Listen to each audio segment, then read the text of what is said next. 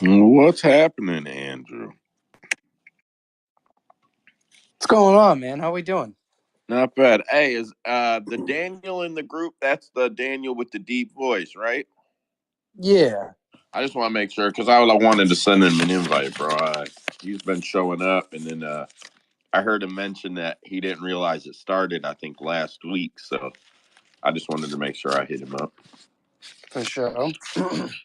How's your week going? How was your Christmas? How was holidays? No complaints, man. I had a 3-day weekend because obviously Christmas was yesterday. And what's dope is, so I went to work today, but I actually took the next 2 days off. So I'll have my daughter, so we'll go run some errands and do some shopping and have some fun and get the fuck away from work. So yeah, I can't complain, man. How about you? Not bad, not bad. Well, you got to work the day before and after the holiday to get paid for it or some shit. Oh no. So unless I'm doing something specific, like something planned, the only time I'll really take days off is if it's like an extra day I can with my daughter. So because she's on winter break and she doesn't have school, I'm like, okay, cool. These are my 2 days. That's 2 days, like full days I can get with her. Because I usually only get the Saturday. Because obviously between work and school, you don't get a full day out of that. You get a few hours. So 100%, 100%. Man, I meant to post a scratch it or bet it's and shit earlier, but holidays, 5 kids, life's it's just busy right now. Joe, let me ask you because I'm genuinely curious. You have 5 kids. Yeah. Okay, not including your wife. How much money would you say you spend on Christmas gifts for your 5 kids a year? 2,500 bucks. Jesus, bro, that is fucking crazy, man. Whoo! Yeah, it's like 400 to 500 a kid, and that's pretty much like we don't have to hit 500 a kid. Right. We don't have to hit 400. Like our youngest, I think we spent like 320 on her or something, and then all the other kids usually land somewhere in between. It's not as much shit as you would think, though. Well, yeah, because usually it's technology and stuff now. So Yeah, the oldest boy wanted just the new Oculus, and we're like, "That's all you'll get." He's like, "I don't care. That's what I want," and he was cool with it. He was happy as could be. And I wasn't. I told him, I'm like, I'm not mad at you because when I was a kid, we didn't have TVs and shit where I lived. We were broke as fuck. So when I got old enough for Christmas to realize I could be like, let me get a TV, they'd be like, that's all you'll get. I was like, I don't care. I want a TV for my bedroom. So I felt it. You know what I mean? I'm like, all right, kid, you get an Oculus. It is what it is. hey, I know I the don't even know feeling, what that man. I is. remember when I was a teenager and I got a PS2 when it came out, dude. That was like the best feeling in the world. Because like when iPods came out and they were sold out in stores and you couldn't get them around the holidays, so then you had to fucking wait for them. Kind of like how they do the new PS5s and stuff like that, where they only make a certain amount and send them out, and you've got to sign up for wish lists and shit like that. So yeah, I got the PS2, and that's pretty much all I got. And I only got like 1 or 2 games, but that's all I needed. I didn't give a shit about anything else, so Bro, I I can shit relate. you not. When the PS3 came out, I hunted one of them motherfuckers, and I swear to you, I wouldn't lie to you. When I booted my system up, your systems had serial numbers, right, that you could see in the settings. Yeah. My shit was 00000083. What the fuck? Yeah, bro. It was like one of the first 100 systems ever made and shit. I'm That's not wild. fucking kidding. Whatever. I held on to that fucker forever. Them day one systems don't die. It's all the junk they put out after it that dies. Anyway, fucking MMA space here. Anybody listening here? I think we're up on the YouTube. I haven't logged in. It usually takes me a couple minutes. CapMMA.com. Check out our page. There's no pinned tweets right now. I'll get some shit going so we can list everybody's show. But we got Sunday shows, Friday shows, obviously Tuesday shows. And the website's real handy. I'm not going to go through the full plug to start the space, but it's real handy. Let's see here. Deb Pix is requesting. So my questions got smoke here. Like I want to be clear. These questions got smoke. Israel Adesanya fights Hamzat Chimaev at UFC 300. Scratch it or bet it. Bet. Scratch it. Scratch. If you're Izzy Adesanya, there's just no benefit from that. He knows he You can't mean beat him, that? bro. I'm sorry, I misunderstood you. No, scratch it, because Cosmet just he bites him in the neck like a wolf and then drags him back to his den. Izzy's No. smart, man. He wouldn't take that shit. So Izzy said he wants to come. He made a post indicating something about 300. Chimaev was all over that shit. Izzy did an interview after that saying he's coming back. There's been a few other little things on social media. There is real smoke to Izzy coming back to fight Chimaev at 300. There's real smoke to that. When's Chimaev due back from his hand injury? He'll be good before 300. I think he's getting clearance soon. So, but there's definitely smoke to it for whatever reason. All over the socials, all over the MMA channels. I'm telling you guys, there's real smoke to that fight coming to fruition. The money has got to be a big part of it, Joe. I mean, being on UFC 300 is the only reason that Izzy should take a fight like this, because obviously, style-wise, he's going to be dealing with a lot of problems, and it wouldn't be smart to take on a kid this hot right now coming off of a loss and seeing who knows how he comes back. So the only reason he would take this is if money is hot and he wants to make that comeback. If not, whew. I believe the money will be huge because they're going to pay Izzy enough money to co-main event, in my opinion. Dead picks, go ahead. Yeah, I don't know. I'm kind of on the bet side. I mean, if we're talking about money, I mean, this would also have to imply that the UFC wants their new toy already. I mean, if they're putting Kazan up to fight Izzy, I mean, it's pretty much. I mean, I'm not saying that Izzy can't win because he obviously can win, but I would assume that they're trying to get Khamzat up there. Like they would try to make it favorable for him. Well, you wouldn't got be to figure. surprised if it was like You in the got to Middle East figure or they some got to shit. get some octagon time, though, right, Dad? Like you got to figure they from after what Strickland did to him, he's got to get octagon time between, right? Yeah, you can't just fucking go to the wolves. I mean, first Strickland will do matchup. the same thing to him right now. The same shit. It would look the same way, in my opinion. I don't think Izzy's got anything for that. Yeah, I don't know, man. It looks like Strickland did kind of break him a little bit. But to be fair, I mean, Izzy was very active, so who knows, man? Maybe he did lose a little bit. He might have. I think Daniel had his hands up. Go ahead, bud. Yeah, I did. Well, I mean, back in the day, we would pay a Roman gladiator to slaughter a amateur. So, like I said, I would still pay to see Hazmet Jemaya just kill Izzy like a wolf. So Maybe with the here's company smoke, credit right? card. I ain't paying for that shit. So here's one with less smoke, but I called for it 7 cards ago now, which will be 11 cards before it. Nate Diaz wants on 300.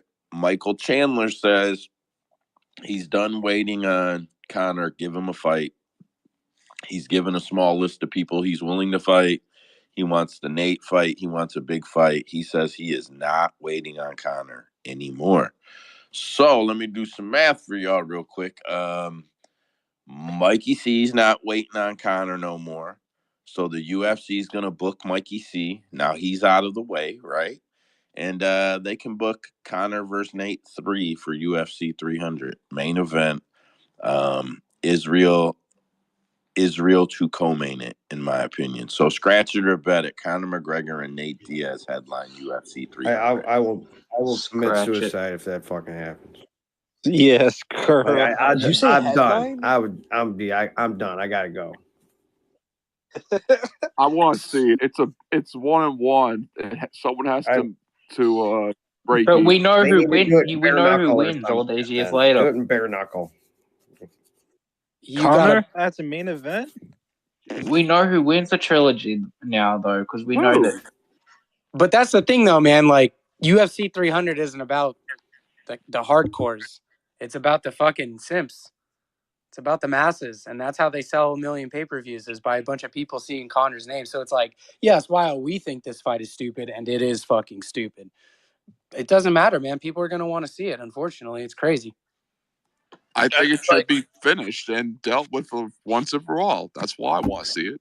And that's It's why the only right there, fight that because Connor guys can like win. Daniel, and that's no shot at all. Like guys like Daniel, like meaning many people, many MMA lovers, bro, they want to see it. They want to see things settled. People watch Chuck Liddell and Tito Ortiz fight when Chuck Liddell was geriatric. Yeah, like five they people, Joe. That fucking thing, it went out of business right after that. That Rhino, was shut Golden the Boy. Why hell did up. that You were trilogy more even of a happen? Rhino? Golden Boy didn't even do another event after that. It was such a fucking tank. I mean, he should have got Saudi Arabia to help him out. Alex Pereira versus Tom Aspinall happens before John Jones returns. Scratch it or bet it. If it happens, as I'll Repeat bet that? that. Repeat that. Scratch. Alex Pereira versus Tom Aspinall happens before John Jones returns. Scratch it or bet it. Oh, scratch that shit. I'm betting it, dude, because Yeah, knowing my luck, it'd be a bet. John Jones. I've heard they're in he's active. negotiations. Yeah, that shit is heating up like crazy. They faced off. Tom said, I can't remember what one it was at. Maybe it was 286. No, it had to be post that. Maybe it was It was 295. Scratch Is that it. the 295. one? That's Scratch not it. the one where they. Is that the one where Tom said, "I'm standing there," and he's eyeing me up? I realized Yes. he's sizing me up. Like I realized it's not just a bunch of us standing in a room. He's sizing me up for a fight. And then Alex posted 30 plus 300 plus. Wait, 30 plus 300 equals 3, which would mean 30 pounds plus UFC 300 equals 3 belts. I just want to say, guys, I said the space I came in the Tuesday after he won that belt and said Alex is going to be the first guy to win middleweight, light heavyweight, and heavyweight. And you guys said, Because no. he's not. He is. I mean, Tom could beat him, but he's at least going to compete for it. All Is of my them can point. beat him. It's going to All of happen. them can beat him. Connor J, go ahead. Yeah, I don't know. I mean, I guess if it's heating up, maybe, but I don't think that fight's going to happen. But I do think that Tom Aspinall will fight before John Jones fights. Maybe it'll be like against Gon or something, or Almeida if he beats, I think, Blades again, or if they're fighting. But man, just all this shit, him fighting Alex, they're doing all this just to prevent him from fighting John Jones. It's crazy. What if that's the super fight Dana White said that wouldn't involve Conor McGregor? Daniel, go ahead. I say scratch. Here's why. You gotta put Jamal Hill in the mix because of the injury. Jerry, help me say his name, y'all, from Czech Republic. Yuri Prochazka. Yes, Yuri Prochazka got his title shot after he came back from injury. Now it's Jamal Hill's turn. Look, I'm not a Jamal Hill fan, but I respect him. He needs his shot. But Daniel, Jamal's still like 8 or 9 months out. AP is definitely fighting before he comes back. Oh, he is? Okay, I wasn't comes aware back. of that. Okay, in that case, well, maybe it will happen to Tom Aspinall. I don't know. That is a long time. I wasn't aware of the time frame. Correct me, anybody, if you know that I'm wrong, but I thought it was a 12-month injury, and that was only like 4 or 5 months ago, right? Usman, go ahead. Y'all know AP's trying to make this fight happen at heavyweight to run away from Jamal Hill, because if he loses at heavyweight, he's like, oh fuck, man, I strive for greatness. I lost to a guy way bigger than me. He don't want to take that loss against Jamal Hill, so that's why this shit is trying to happen. You think he's running from? I sincerely think it is a. He's the. Remember how everybody used to say, like, Tony Ferguson is the type of guy, and then they would meme it. You remember that shit, right? Yeah, Yes. They still do. still do 'em. Okay, so AP is the type of guy to win titles in 3 UFC divisions just so he can look at Israel Adesanya and retire. He'll win that belt. He'll never fight again. Like, that might sound crazy to you guys, but if he beats Tom Aspinall, even for that interim belt, unless they give him the John Jones fight, he probably never fights again. AP's that type of dude, I'm telling you. It would be good enough for him to know. It would just be good enough for him to know he's that type of guy. I believe that. Daniel, go ahead. So you mean like if he wins his third belt, he'll just retire?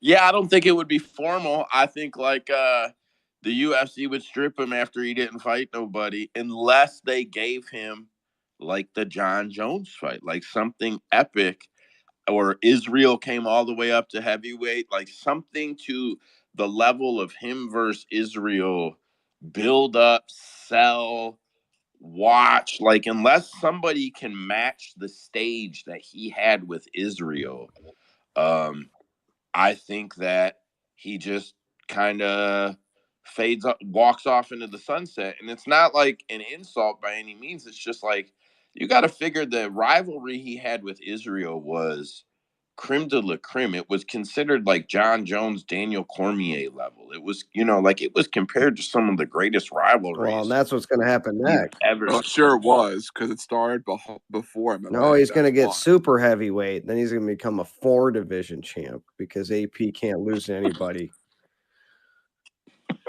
You guys can jerk him off like for the it. rest of his life while he doesn't smile. Usman, go ahead. Damn huge crystal ball moment right now. AP somehow wins this heavyweight belt, and then they do make the John Jones fight because fucking it would sell like fucking crazy ass hotcakes. And then fucking he breaks John Jones' legs with a fucking leg kick, and then now both of And them have takes to retire. Israel's life. Takes his life, bro. Yep, Beautiful, Israel never gets to beautiful. fight, and fucking John Jones loses his last fight, gets his first loss off of some crazy shit that happened to fucking Anderson Silva. That's the story right there. He takes You've Izzy's been life, watching but way too much takes General Peter Hospital. Aspinall's leg. All right. We got 11 minutes, and I'm killing it. So, Tony Ferguson loses his 8th fight in a row before the UFC cuts him. Scratch it or bet it.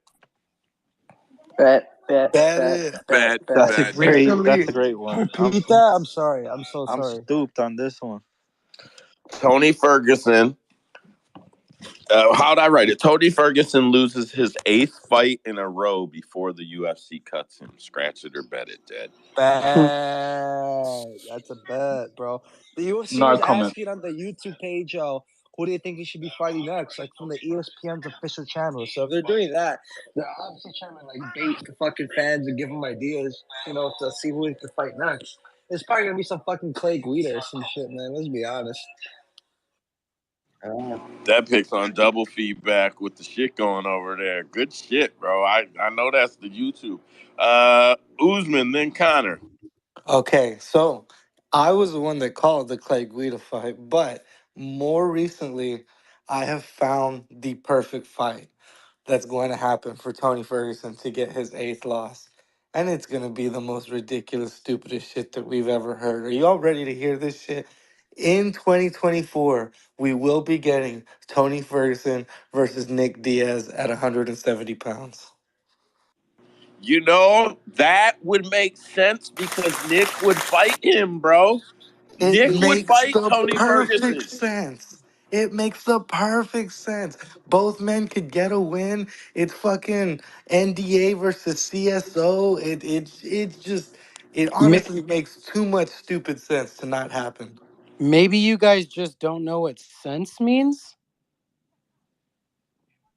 We're talking This is cents as in 25 cents plus 50 cents plus 75 cents equals $1. We're talking cents. We're talking it makes actual sense. Hell fucking yeah. Connor J. Oh, I got nothing after that. Yeah, I agree with Andrew. This Tony Ferguson fighting in general does not make sense. I can't even imagine any opponent you could put out there that he would win against. No, like they could put somebody like Young making their debut and they would beat him. Well, He kicks I so got Paul doesn't 50 need to beat bucks him. says he could beat He can't beat a. BJ he can't Penn. even beat an extension cord. No way. You know? Okay, we're going to the lowest common denominator. We thought Andrews was the lowest, bringing out Nick Diaz. Nick Diaz would fuck him up. Nick Diaz hasn't been put like through the ringer like Tony Ferguson has the past few years. There's literally nobody. Like I think it was Deadpix said Clay Guida, bro. Clay Guida would work him all 3 Look, rounds. and I'm They just need to saying what put Connor him to just rest. said. What Connor just said, Nick Diaz would fuck him up is exactly why it would sell like fucking hotcakes. Because people are gonna say, Nick Diaz, yeah, he looked good against Robbie Lawler until he gassed. Dude, No, that is gonna I don't sell think he like did. crazy. Who did Tony Ferguson piss off in the UFC that they just keep lining this dude up Everybody, Everybody. more bro. and I've been more brain telling you damage? guys forever. I've been telling you guys since this whole losing streak started. He has been pissing all of them off forever. They are like, okay, Tony, you want beat up again, fuckface? Here's a fight. Go get beat up again, fuckface. Za Betts, you ain't been on the mic much, bro. Welcome to and get after it. Appreciate you. Shout out CapMMA.com, people. I just wanted to state what the UFC did to Nick Diaz's career is fucked up. Oh yeah, 100%. 100%. Iced his ass for 5 years for weed, bro. 100% in the prime. Zal, why 100%. you always do that, bro? You always come in and drop something, and I'm like, oh, cool. He's gonna drop like a really good opinion, and then you just dropped a statement and leave it at that. And I'm like, bro, come on. I thought you were going somewhere with it. I did. They fucked it over. Joe took it over for me. He And said that's they why did. I and, did. and that's why they're gonna try and pay him back and let him make some big old bucks against Tony Ferguson. Hey, Dead Picks, I just posted the scratch it or bet it questions in the team room so that you could just paste it in the description, or I can do it after the stream. Last one, boys. I had it wrote up for in 2024, and I even sent it over to Dead that way, but I'm going to remove the in 2024. Michael Venom Page. One. That's a Scratch good one. it. That's a good What? one. Rate it again. Scratch Rate it that again. shit. You ain't getting no damn title shot. Michael Venom Page fights for a I think UFC title. Scratch it or bet it. I'll believe it when I see it. So scratch it. I would Bro, I'll Daniel tell you what, scratch. man. If he goes out there, if scratch. if Right, he goes scratch. out there and starches someone big and He's got starch rolls too. a fucking pokeball at them and says, "Bitch, I caught you." Bro, that's all it takes for a title shot nowadays, man. That's all you got to do nowadays is some wild shit like that. And guess Kevin what? Holland. He's already done that shit before. Like, dude, I'm not saying he would Listen, he has necessarily the He's got to earn do it, it to two, though. but there. in today's He'd have to UFC, finish two I wouldn't be guys surprised. to get a title shot. Go ahead, Andrew. Oh, I finished. I was just saying in today's UFC, I could totally No, I was see it. saying that the only way MVP would get that is he'd have to finish two straight. I agree with you, So Rhino. I think That's Yeah, that that's fair. chances is low, so I would say scratch it for that reason. 100. I 100% agree with you. Or he needs like a unanimous and then a spectacular finish after that. No, that's I what I'm think saying. Like he he has the needs a star power spectacular though. finish and then a crazy cool celebration, so people are going to be like, "Oh fuck, I have to see this Mhm. guy fight again." Yeah, like, and Dude, I'm he telling you, does have he the is the star only power though. bright spot from Bellator. That is the one dude that I actually got excited to watch when Bellator Oh, came me on. too. I'm a big MVP fan. I wonder if he's going to have a hard time with Kevin Holland. Like sometimes So we it's haven't seen not. his chin really be tested in a while. The only person who really tested his chin was what's his name? We fought like 3 times. He used to fight in the UFC. Douglas Lima. Huh? Douglas Yeah, Lima. Douglas Lima. He was the only one to knock him out, and it was kind of a weird knockout.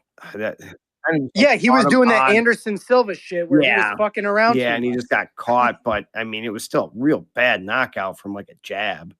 So that part kind of comes into it because they're definitely going to scrap. I hope it doesn't come like a snore fest, but I think it'll be pretty good. But after that, I think everybody else in the welterweight division is pretty tough for MVP. Connor J. Yeah, I agree. I think welterweight's pretty stacked, especially with a lot of grapplers. But they could tailor, a run for him. And if you guys are only thinking he only needs like 2 wins, you have to get past Kevin Holland, and then, I mean, people like we were saying, like last week or something, that he should fight Wonder Boy, but I don't think that is Wonder Boy going to get him a title shot?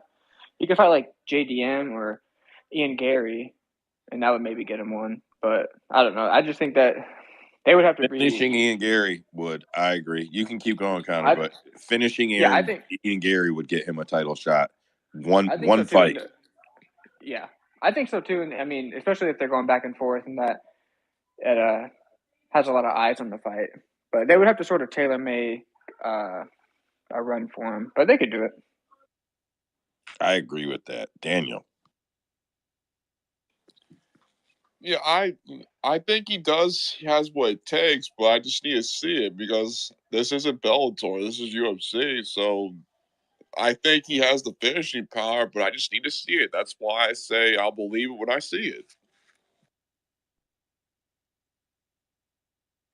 I think the big cash out for him is just if they can put him in a title fight main event one time over in London. I think that's the big shaft cat. And I'm not being a dick. He cannot beat those guys. Usman. Honestly, I don't think he can beat Kevin Holland, but knowing who Kevin Holland is, I will be betting on fucking Bro, he's MVP. the dumbest motherfucker ever. No, no, dude. I think he's actually the smartest motherfucker ever. Kevin Holland is exactly the guy. And you know me, I'm always anti-rigged bullshit. I've agreed that like they'll set shit up and back up the vans to your windows, fill your fucking room with exhaust, fart in your acai. I've always been that guy. I agree with that. I don't believe in rigs or like fixed fights. But Kevin Holland is exactly the guy where Dana gave him a call and said, "Hey, take this fight. Don't do no takedowns." And as a matter of fact, let him get in a couple extra punches on you. And Kevin Holland's gonna say, "For sure, I've already made $2 million in like 5 years being in the UFC. I'm gonna just keep doing what I'm doing. Y'all are gonna keep hooking me up." So fight Like, one round slow, boss. No problem, boss. I got you, boss. That's exactly. I hear you, Usman. You're yeah, not yeah, wrong. 100%. And how many times has Kevin said, "Hey, I'm a company man. They tell me to fight. I say yes." He said that he's an entertainer. Like Kevin Holland ain't even trying to hide the fact that he's like, hey, I'm not gonna go out there and throw a fight, but I'll throw a round. Because that's what an entertainer does. I mean, look at all the other Connor, sports. We're go seeing this ahead. shit everywhere. I agree, Rhino. I there. I agree that we're starting to see it intricately show up in sports that traditionally you could count on it not to Yeah, show like up the in. Connor magic. J, Yeah, go the ahead. magic of like 7 more points at the end of a game where they're already down by 25. And now all of a sudden you just missed the freaking over. Yeah. Yeah, I understand. The refs make those calls. Connor, go ahead. I think the funny thing about what Andrew said is like Kevin Holland is the exact opponent that they picked for this MVP fight, because they don't need to go behind closed doors and be like, "Hey, dude, do all this, do this." Dude, he's just gonna do that anyways. That's how he fights. Like JDM got taken down and I forgot the guy's name, but he took it on short notice. He got taken down a bunch. And Kevin Holland submitted Hafez. Michael Chiesa. Yeah, he submitted Michael Chiesa. That could have been a way for him to win the fight, and he stood there all 3 rounds. I think he just fights. You know, he just fights how he wants to fight. I think he'll just stand up with MVP. I think he understands why they picked him. I don't think he really cares to get like, oh, this is a big win for me. I'm just gonna go out there. I mean, to like fight smart. I think he's gonna go out there just fight. That's what they got him in there for. I don't think you need to like pay him under the table or give him the elbow nudge. This is just what they brought him in there for. No, I think just like Usman said, bro, they could dial up the phone and be like, "Hey, we need a banger for Michael Venom Page's debut, bro. You give us a banger." Like, I think it could be that simple with him, and he understands. Like, all right, yeah, you're gonna pay me good, and I'm gonna go Well, out but there that's and also how you you know, get bonuses. I mean, no shit. fuck yeah, it is. You're goddamn right, it is. That's how. That's What do how you think getting they come a knocked. That's how matchmaker getting knocked for? the fuck out. It's not a matchmaker That's for how like getting a close knocked out fight, gets fight of the so we night. can see what the judges have to Extra say. 50.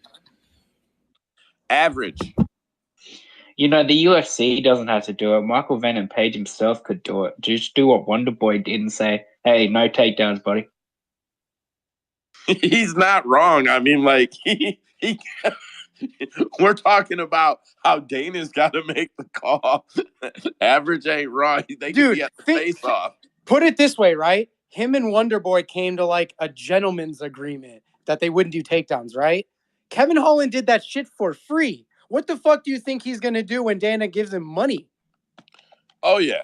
I got when Dana's like, I got You a think that was bag. free? Yeah. You think that was free, huh? He just didn't take him down for free. All right, we're 3 minutes. We're 3 minutes over. Where I wanted to let Scratch It or Bet It go tonight. We don't got a card to review and nothing coming up, so we should be able to control the time pretty good tonight. You guys want to do? It doesn't matter to me. You can think we should do upcoming fights first, or do the 2023 best of first. Upcoming. Yeah, upcoming. Save the best of for last. All right, cool. Andrew, you got upcoming fights? Yes, I do. Yes, Sweet. I do.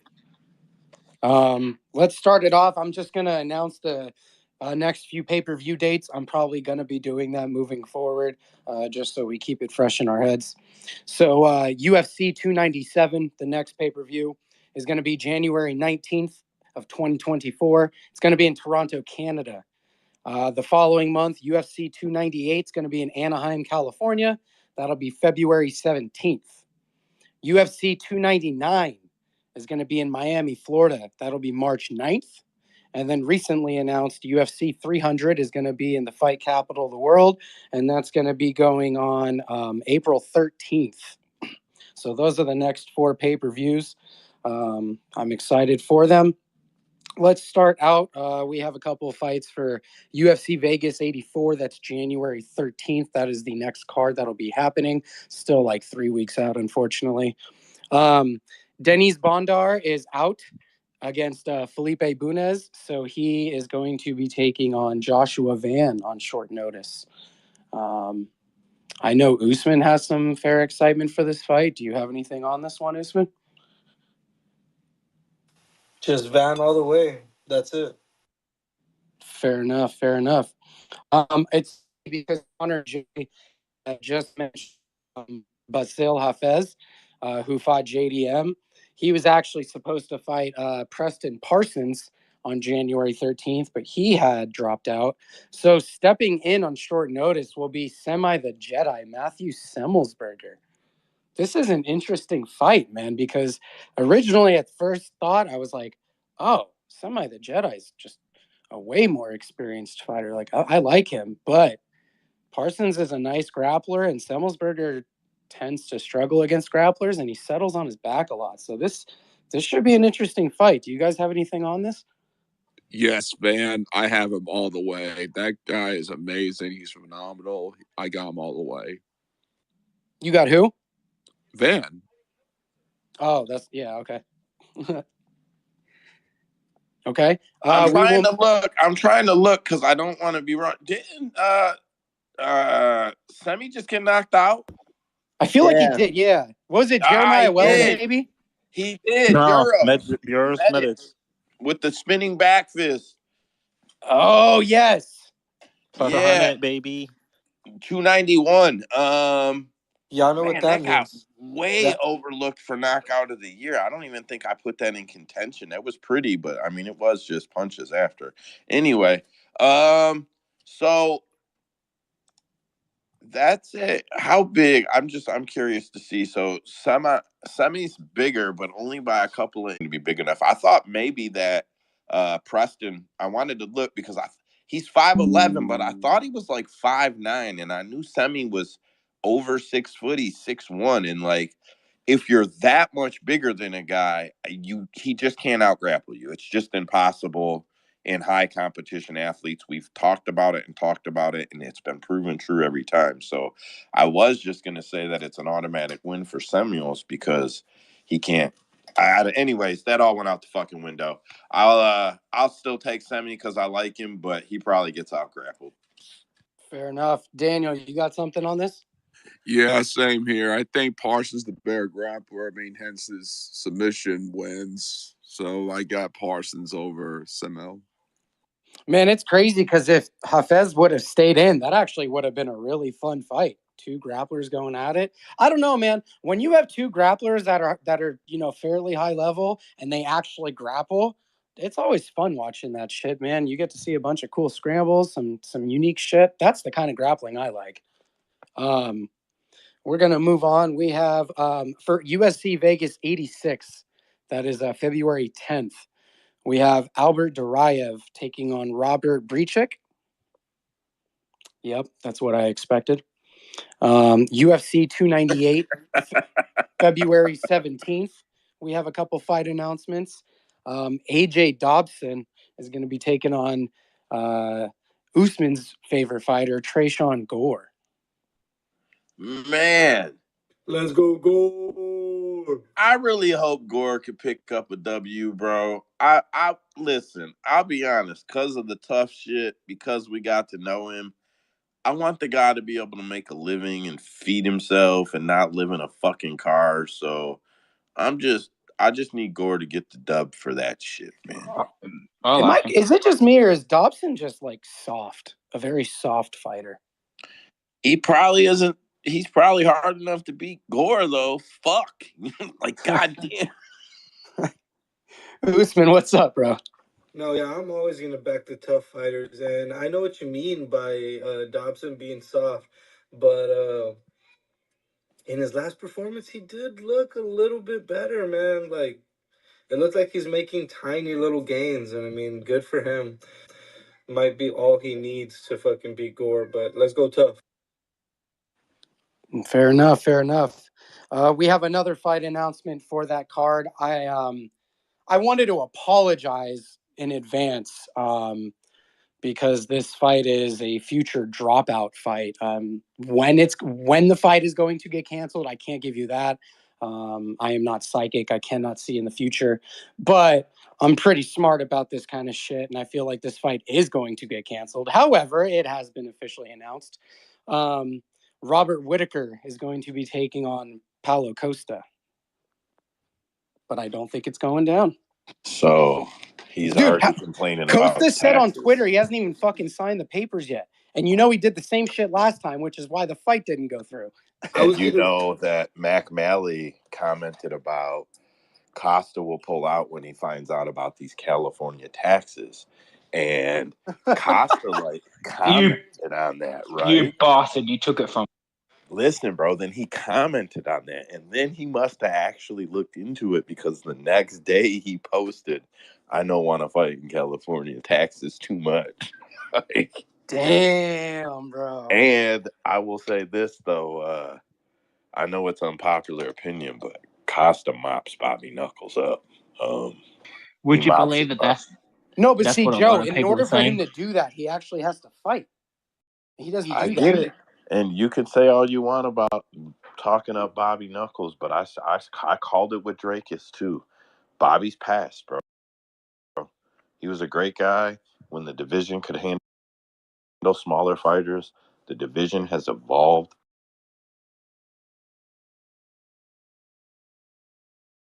guys up. You're seeing it at 135 right now.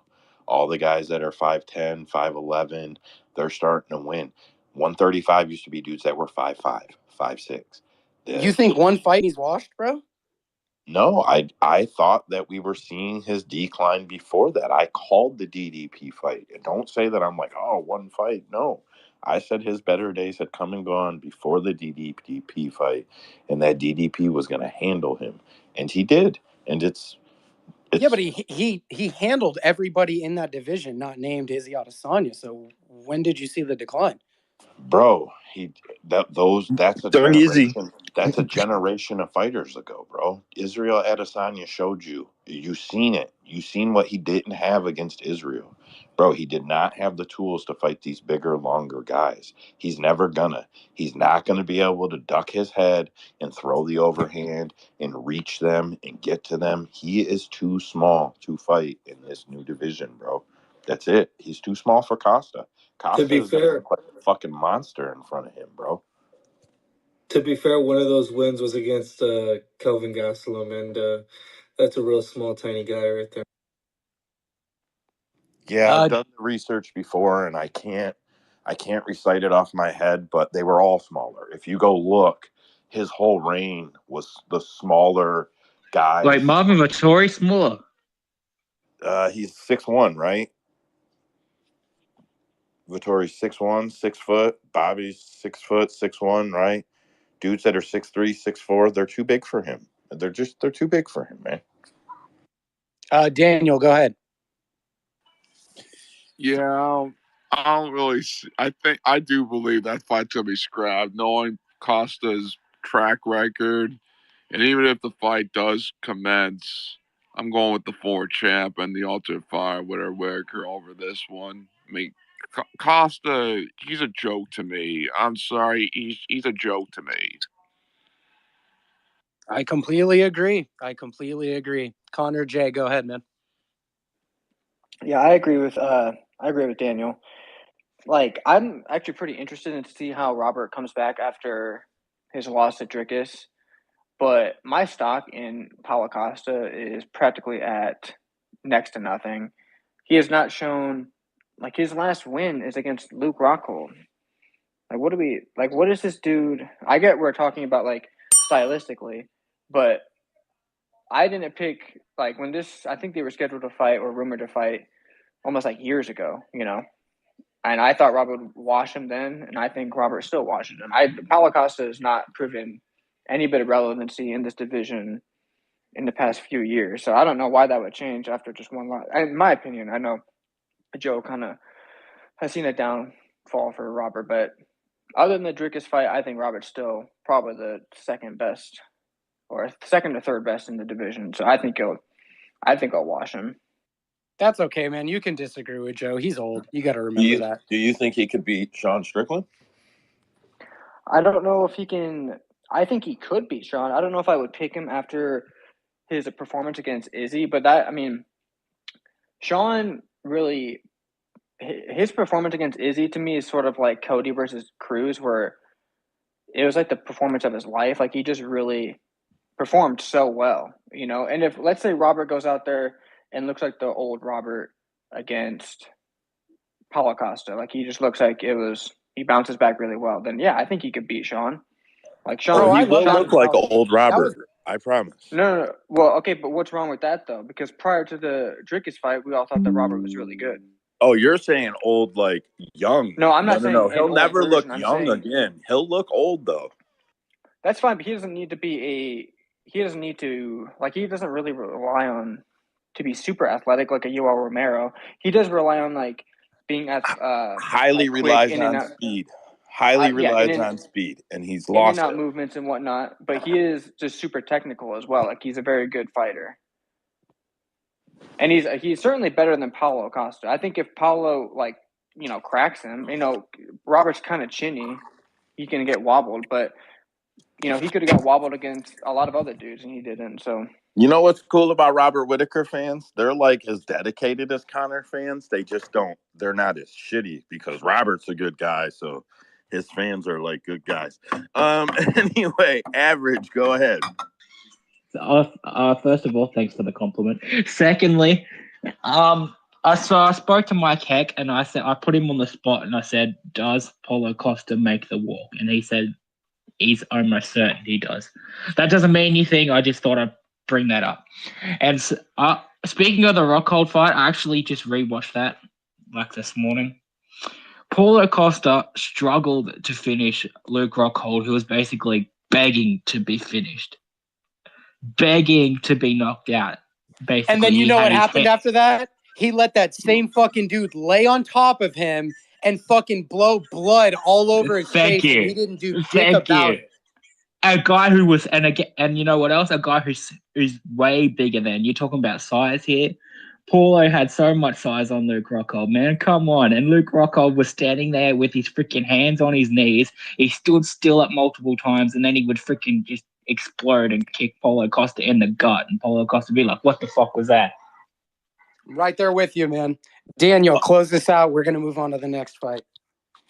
Yeah, like to answer your question about dedicated fans for Robert is like McGregor. No, I've always hated McGregor. I've always loved Robert, but I've always hated McGregor. There it is, bro. This is not MMA. All right,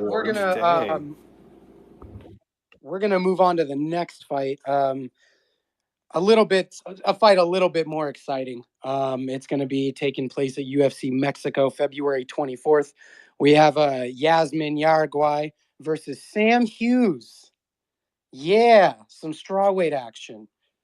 This is the epitome. This is the epitome of women's low-level MMA. And that is the epitome of a free over. I was just you fucking took it right out of my mouth, bro. That's exactly what I was just gonna say. Good shit, Joe. There is another fight announcement for that same card, UFC Mexico. It was announced this week. I don't know, man. Like, I'm typically not a fan of rematches that are like super close to each other, but just because this fight didn't really actually come to fruition just because of a weird injury. But we have a rematch between Yair Rodriguez and Brian Ortega, February 24th. What do you guys think about that? I think it's weird that it's the co-main event. It's 5 rounds. What's wrong with that? Why would that 5 rounds? I just think it should be the main event. I don't know. Okay, fair enough. Usman, go ahead. Nah, for sure, Albazi versus Moreno should be the main event over this. We're getting a treat, this being 5 rounds.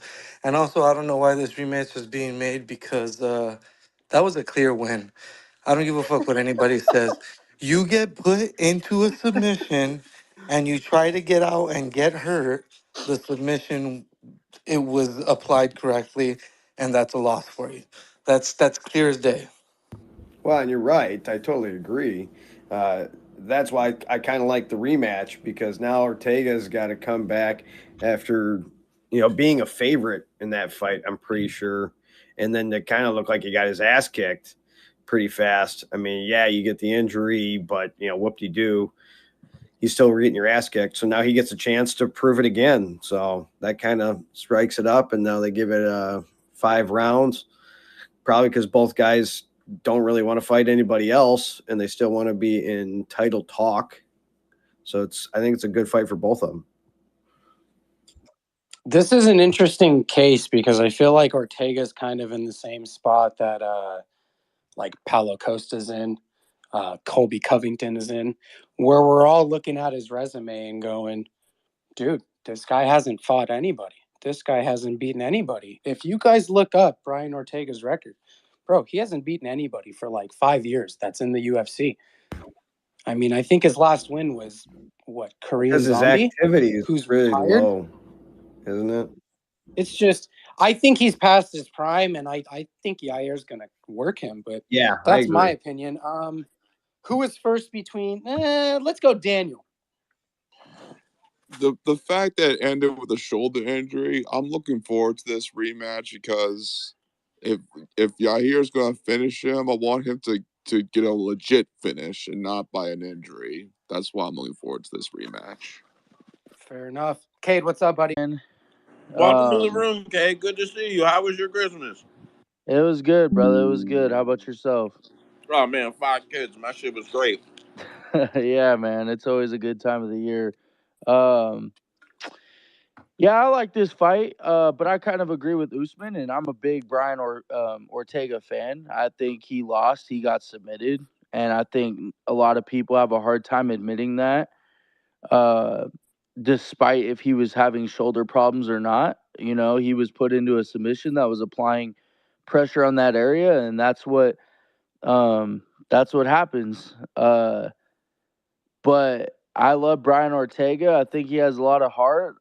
I'm pulling for him. I hope he wins his comeback fight. I think it'll be a good fight. But Brian better win if he wants to keep his spot, because he's been sitting there in the top 5 and hasn't done shit in 2 years.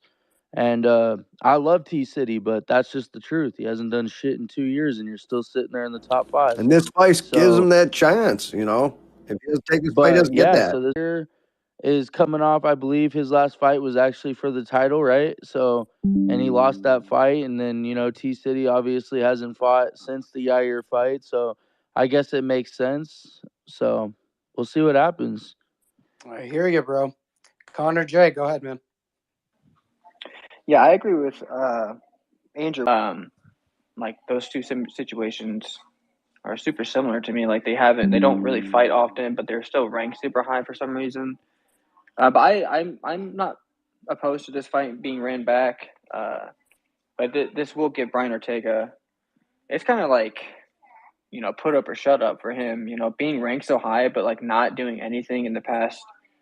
Practically before he fought like Max Holloway. Like I know he beat the Korean Zombie after that, but even there was a long layoff in between the Max and Zombie fight. So he just hasn't done much until up until that long win streak he had before the Max fight. So he's really he has to win this, but also show some life in his like career. Honestly, I mean, I know that's kind of like harsh. Brian's actually one of my 3 favorite fighters, but yeah, he's got to do something out there. And then Yair's a tough out. Like he was kind of getting pieced up in the beginning of that fight. Does anybody before I close? Does anybody know how what submission he was in that sort of led to that ending sequence? Does anybody remember? I thought it was like an armbar, but Usman and Cade seem to think it was something different, so I could be wrong. I thought it was an armbar. Yeah, What's if it was that? an armbar, I thought it was an armbar from when Yair was on the bottom.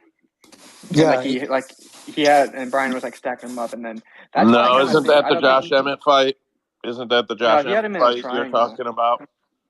No, he had him in a triangle in the Emmett fight. Yeah, but Emmett was on top of him. He had him stacked, and he grabbed no, Emmett in that triangle. no, you are both correct. It was an armbar. Both of them were from the bottom. But Yeah, yeah, what's it called? Yair went for the armbar from underneath, and when Brian Ortega tried to pull out, he popped his shoulder out. yeah, that's why Oh I don't think shit! it's a Now I fluke remember. or anything, but I think like an armbar does not affect the shoulder. If he pulled it out and then like that caused the shoulder to pull out, like when he was trying to yank his arm out of position, fair play. But like doing So an that's why I armbar, thought it was a funny injury, because it's like yeah, if you're looking at the fighter's intent, the fighter's intent was to break his arm, not pop his shoulder out. Now, I yes, understand exactly. that the result was a consequence of the armbar. I totally understand that. But in my opinion, I mean, if you're Yair, yeah, you're taking that dub. But I think deep down, you're going, yeah, I want that one back. Like I want that one back, and I want to actually prove to people that I'm gonna whoop his ass. You know what I mean? But in terms of He was like, beating him up. He was beating him up in the beginning of the fight too. Like he was kind of piecing Ortega up before he got taken down. oh yeah, dude, I'm telling you, I think Ortega was gonna lose that fight regardless. I'm pulling it up right It's now. just the way it ended was kind of weird. But if I'm thinking about like why they made this fight, I've got to imagine because if Yair wins, right, he's obviously still in the top 5, so he's going to be in line for a title, if not there. And if Ilya can beat Volk somehow, that's a good title. That's a first good title defense, man. I think that would make sense. I think that fight would make sense. Cade, close this fight out. Yeah, I think I was gonna say this earlier. I think the one reason that this makes for a good fight is just because it's two guys that they're dogs. Like I don't know about you guys. I mean, obviously we've all watched the UFC for a long time, but like that I've always loved Ortega, man. But after that Volk fight, I know he got his ass whooped, bro. But like I just have a thing for respect for Hart. Like that shit took an insane amount of heart, and I like those types of fighters, and I think Yair's got heart, and I think it'll be a good fight, man. Like I still think Yair's going to beat him though, but if Ortega can pull it off, man, it'll be a huge comeback win. I kind of like the fight actually. Great Yeah, fight. Ortega's got a great manager too. That's why he stays in the position that he's in. there you go. There you go. We're going to move on to March. UFC Vegas 88, March 23rd. We have the Irish girl, Shauna Bannon, making her return to the octagon after losing her debut. She's going to be taking on Stephanie Luciano. I have no idea who that is, so I'm not going to pretend like I do know. Take Luciano in that fight. Go ahead. Okay, I can do that. Just announced today, UFC Atlantic City.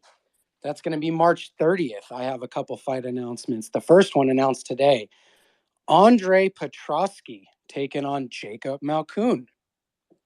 What do we think? Petrovsky. Okay. Fight doesn't go the distance. Okay. Yeah, that's a good one too. All right. Petrowski by submission. All right. We're getting more specific now. I like it. That's all right, man. We have another fight for that card. I'm pretty sure this one will have a little bit of buzz on it. Aaron Blanchfield is going to be taking on Manon Fior. This one is going to be banger. No, it's not. Aaron Blanchfield's going to take her down and manhandle her, and that'll be the end of it. So that's what I was Yeah, curious he'll about, take her because down, submit her, just like when she she did to. fought Santos, it was the same thing, right? It's when, at least early in the fight, Santos was whooping her ass on the feet, but eventually she was able to get her down. She struggled the first couple times trying to take her down, but she eventually got her down, and then she did her thing. I want to see what Manon's ground game looks like against her, because I am curious. Because if she can, for whatever reason, keep that fight on the feet, bro, your girl Aaron's getting pieced up. Usman, go ahead, bro. Usman, go ahead, bro. Oh shit! I didn't hear you call my name. Yeah, no. I've been telling y'all Manon Fiorot sucks and she's all hype. Beat. I really was wishing that it was gonna be Grasso knocking her out, but nah. Aaron Blanchfield's just gonna whoop that ass. I guess we'll be on opposite sides on that one, buddy. Average. I think it's going to be almost like a carbon copy of the Santos fight. I think Erin will struggle a bit early. She'll struggle to get the takedown early, but I think she'll get it done, and then she'll be the number one contender, and then she'll fight for the belt, and I think she can win it. There you go. Daniel. I'm gonna answer this with a visual aid. We all grew up and went to high school, and we all saw someone get bullied. But when the bully got Me. bullied, yes. And so Erin, she defeated the bully, Jessica Andrade. Everyone hates her because she's a bully, and she was the former champ, which gives her more street cred.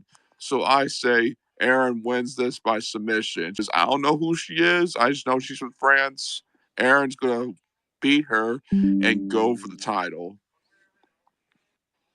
I her last few fights in the UFC. She is a beast. She's I an will. absolute fucking force, and she is fun to watch. Usman doesn't know what he's talking about. Connor J, go ahead, bro. Yeah, I'm super high on Aaron Blanchfield. I think she's like the future of the division. I think this fight should be good. I think she's going to win, but bad. I think her performance against Rose, even though Rose, I'm pretty sure in that fight she broke her hand or something, that she was injured when she fought Rose Namajunas. But she still looked, pretty good in that fight. But I think Erin's just going to be the better fighter and pull out the dub. So I actually do feel like Erin has gotten better, fight by fight. I am one of those people who thought she was one of those like huge hype jobs in the beginning, and then you just kind of like see the talent and you see like what she's doing to these girls who have like all this experience and all these past, accomplishments and shit. I agree with you. I actually do think eventually she's going to be the face of this division. And I'm curious, and she's young, bro. That's the thing. She's like 24 years old. So imagine like what she could look like 5 years from now. You know what I mean? When she's like 28, 29 years old and she's got all a wealth of experience. Her body's going to mature a little bit more. Her mind is going to, her knowledge is going to increase for the sport. I don't know, man. I think the flyweight division could be in good hands as long as we keep girls like her around, girls like Fiora around. I think it'll be cool, man. Blanchfield has an obnoxious way of making things look easy and effortless, which is why a lot of people hated on her for a long time, including me, because you feel like, oh, she's not actually good. It's just good matchups. It's good this. It's good that. But she consistently makes shit look way easier than it probably is. And for that reason, um, I feel like everybody should stop sleeping on her. I don't know if you want to keep this one going or not, Andrew. That's up to you. Yeah, Connor had his hand up. He's going to close this fight out, and then we'll move on. Go ahead, Connor. Yeah, just to piggyback on the whole, like, she's the future. She reminds me. I think Macy Barber is really good too, but she was touted as like the future of the women's divisions. I think I know she fights at flyweight now. I don't know if she fought at strawweight before, but she was, all the hype. And then it seemed like Erin Blanchfield just kind of quietly snuck up, and now she's kind of replaced Macy as that next girl that's going to take over. But I think Macy's still good, but Erin right Macy now is good, has but the the difference is Macy thought her shit didn't stink, and then she ran into a fucking grizzly vet who's been around the sport forever, and she didn't take her serious, and Roxanne whooped her ass. Let's Absolutely whooped her go. ass for 3 rounds. Like someone Well, who isn't known for causing a lot of damage, more so just like jujitsu control and playing the point game, bro. She beat the shit out of Macy Barber, and that was like. But honestly, I think Macy needed that because she actually yeah, has for gotten a sure. lot better. I know Kate's a big fan of her. She's gotten better every she fight had a I since. like built-in hype job, guys. I like Macy had Macy a too. built-in. She had a built-in push because she was young and undefeated, and she was the first female to start talking about wanting to break John Jones' record. So everybody tried to push her to get her there.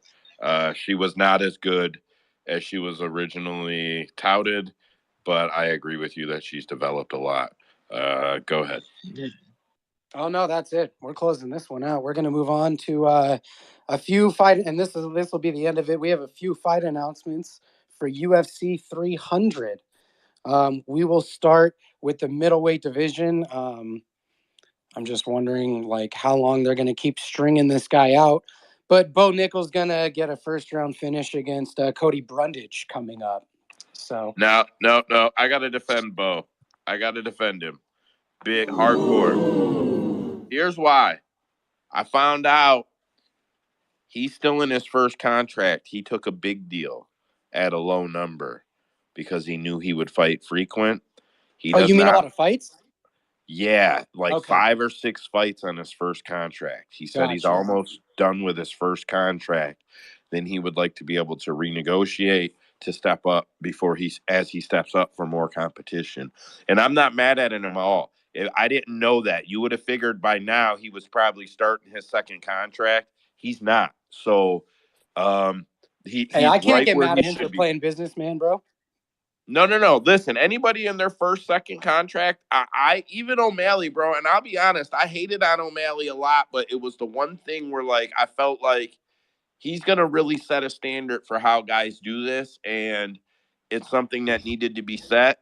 When you're still in them low contracts, don't you dare fight on a fucking main card of a pay-per-view when you're in your fucking first 2 contracts. Bo Nickel has done it, but like still he's not fighting dangerous competition, so he's putting himself in a good place for fame.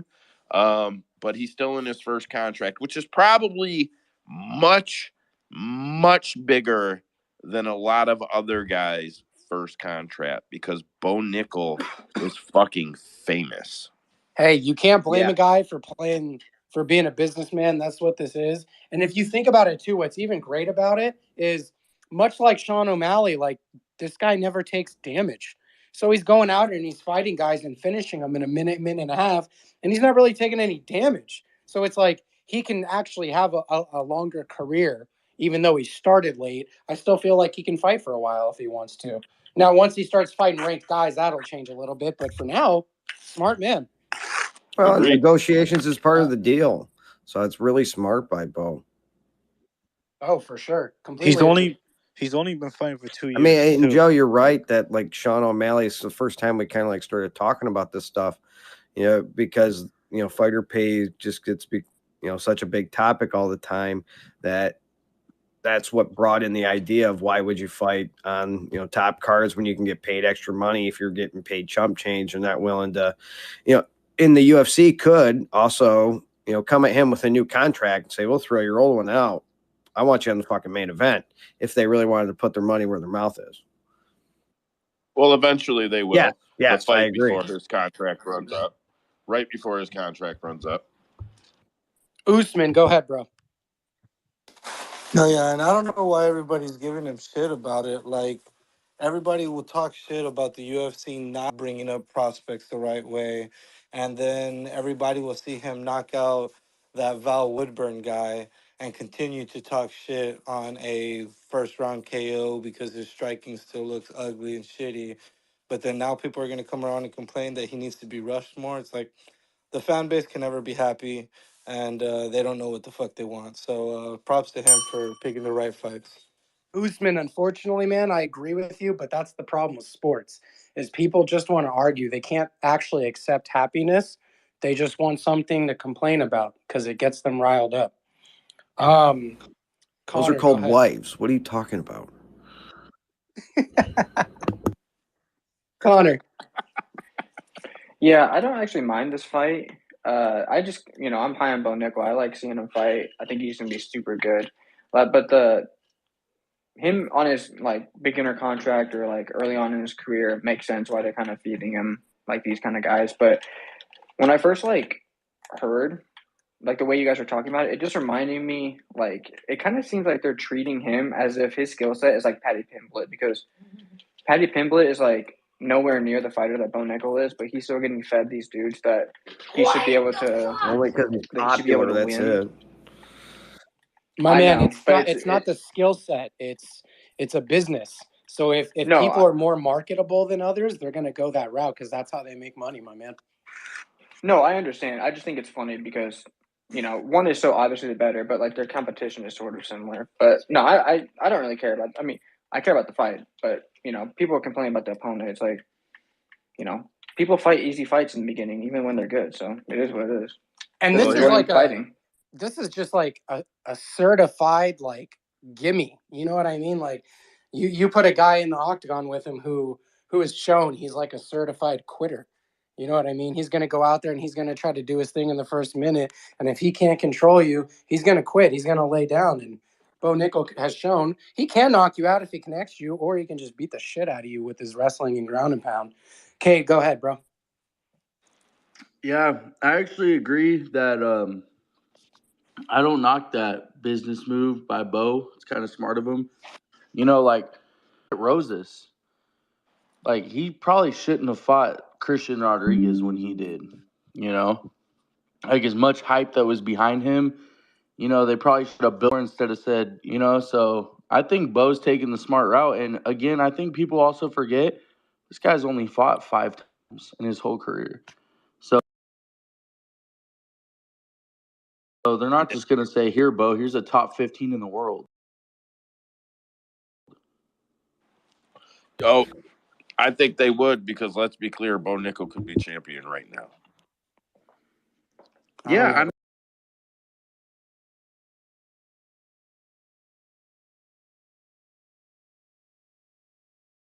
mean, there's no reason to rush him at this point. Daniel. I agree with Kate. I think give him as much experience and much time as he possibly needs to, just to get used to mixed martial arts as a whole. But let me be a smart ass and paint a funny picture. Imagine this: Bo Nickel, he's doing his thing. He's got a submission locked in, and Cody Brundage does what he did last time and picks him up and dunks him on his head. It will never happen. Bo Nickel's pedigree of That's grappling what. and wrestling is far That's too high for that. that's why I said let me be a smart ass. Yeah, it could never. It will. Bo Nickel is. It just won't happen to Bo Nickel. Daniel, go ahead. No, I disagree entirely. Bo Nick, when you said about Bo Nickel and Patty Pimblett, no, Patty Pimblett is self-made. Bo Nickel comes from a family of athletes. I mean, his father was a wrestler and his mother was an amateur boxer. He comes from a family of athletes, and that's why I'm High picking pedigree. him. Yes, and High that's why I'm pedigree. picking him by submission over Cody Brundage. I think due to the fact that he comes from ATT, his grappling's there. Penn State, absolute badass in wrestling. I would know as I did wrestling and go Penn State, but I did do wrestling. Mix that with jujitsu. What do you get? You get people like Chris Wyman. So at the end of the day,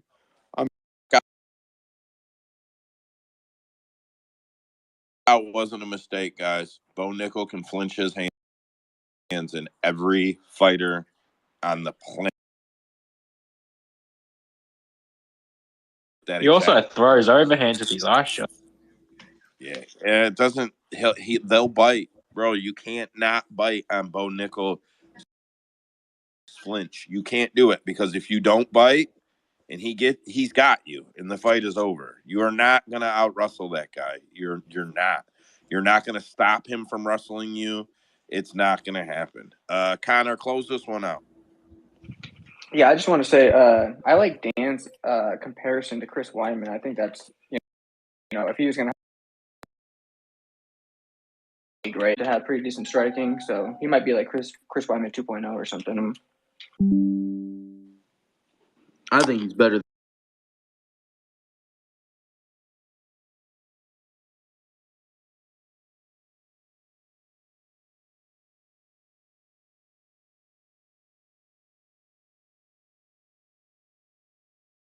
It's on announcements. I got two more. What But are just they? remember, that's still my boy, okay? That's still my boy. What else you got? Calvin Cater, Aljamain Sterling. No, we've talked about that 10 times because we've known it was coming. What else you got? Yuri Prohaska, Alexander Rakic. Nobody cares. So RDA says he can beat Patty with no camp. I'll bet you RDA and Patty's next fight are against each other. And I want to get to this one, even though we're out of time on these because Cade's in the room. I would bet you $100 right now Islam versus Justin is in the works to become official within the next week or two. That one is all over the people who follow that shit's pages, their channels. If you go, all the people that I normally follow and all the shit I normally find, when I tell you guys, like, yo, that one's coming right now. That one's coming right now. It's coming right fucking now. Go ahead, Kate. Yeah. It's interesting though, because Chael Sonnen was saying that he heard something about Holloway and Gaethje for 300 was already in the works, and he was expecting it to get announced soon. But then now you got Ali, and now Gaethje doesn't. I feel like he comes on Twitter when he's bored, but today he put some stuff out about Makachev and stuff like that. And I've seen some other things about it. I'm interested to see what happens. But I don't know. I wish Charles would get the fight now that I think about it, and then Islam moves up, and then Gaethje can fight somebody else because it's just I love Justin Gaethje, man, but he struggles with those grapplers, man. I don't know, but if he gets the fight, anything Yep. can happen. Andrew, I don't mean to cut you off, but we're gonna be an hour on announcements, bro. So sorry. Dude, you're good, bro. Gotta manage you. That's all I got. You're out of control, Andrew. All I We got. talked. I think we talked about last week. Roster Watch picked up Shannon Ross, Michael Porter being cut, and then Michael Venom Page getting added. So I'm pretty positive we did that. But I wanted to bring up only Roster Watch shit I'm bringing up. Darren Elkins, man. Um, we we might never not see Darren Elkins fight professionally again. He broke his snapped was the term that he used. He snapped his tibia and his fibula in his right leg by a freak accident during jiu-jitsu practice. To heal up. Darren will be 40 before May. His submission over TJ Brown may be the last time we see the damage, boys. Fucking sucks to say, but that's what it is. So, And we called that shit all day easy, baby. Let's go. Damn yeah, it. fucking love Darren, man. That's free money. Man, he's a money machine for sometimes. Do you know the story behind the tattoo? Yes. Yeah. So that's gonna be that, and then rumors will kick for the last few minutes if we have any. I don't care. I'm not big on the rumors this week. There's not many of them. Oh, upcoming fights. Gay works over at Bellator PFL. I just want you guys to realize the best thing they got Musasi versus Derek Brunson. Brunson doesn't want that fight, though. Bro, he doesn't want that fight, and He just said not over Christmas. yeah, he just doesn't want it over Christmas. And who the fuck is gonna tune in to watch that? Get the fuck out of Dude, here. Gagar's gonna whoop him. Are you serious? Yeah, but nobody's gonna tune in for it. I'm tuning in, bitch. You're a fucking liar. You're gonna stream it and steal it. Yeah, that's still tuning in. That's watching it. No. Illegally. That's Good literally job. admit this shit isn't good enough to pay for. That's admitting this Nothing shit. is. Hey, they still count it as a view. I don't pay for pay-per-views for Yeah. UFC either. It's just like Hey, vote for yes you do, Biden. since it's being You're all recorded. Yes right. you do. You're gonna get us banned from YouTube, fuckface. So we're gonna hit the 2023 review. We've got 10 questions. That's all we're doing. We don't do a bunch of multiple choice shit. I did research on each one because I knew some guys would slack in here. I know other guys are gonna have shit I didn't remember. But we're just doing 10 questions. It's submission of the year, knockout of the year, fight of the year, title fight of the year, worst decision of the year, best out of the cage moment of the year, breakout fighter of the year, and biggest upset of the year, male pound for pound fighter of the year, female pound for pound fighter of the year. Holy shit of a year. That's a lot.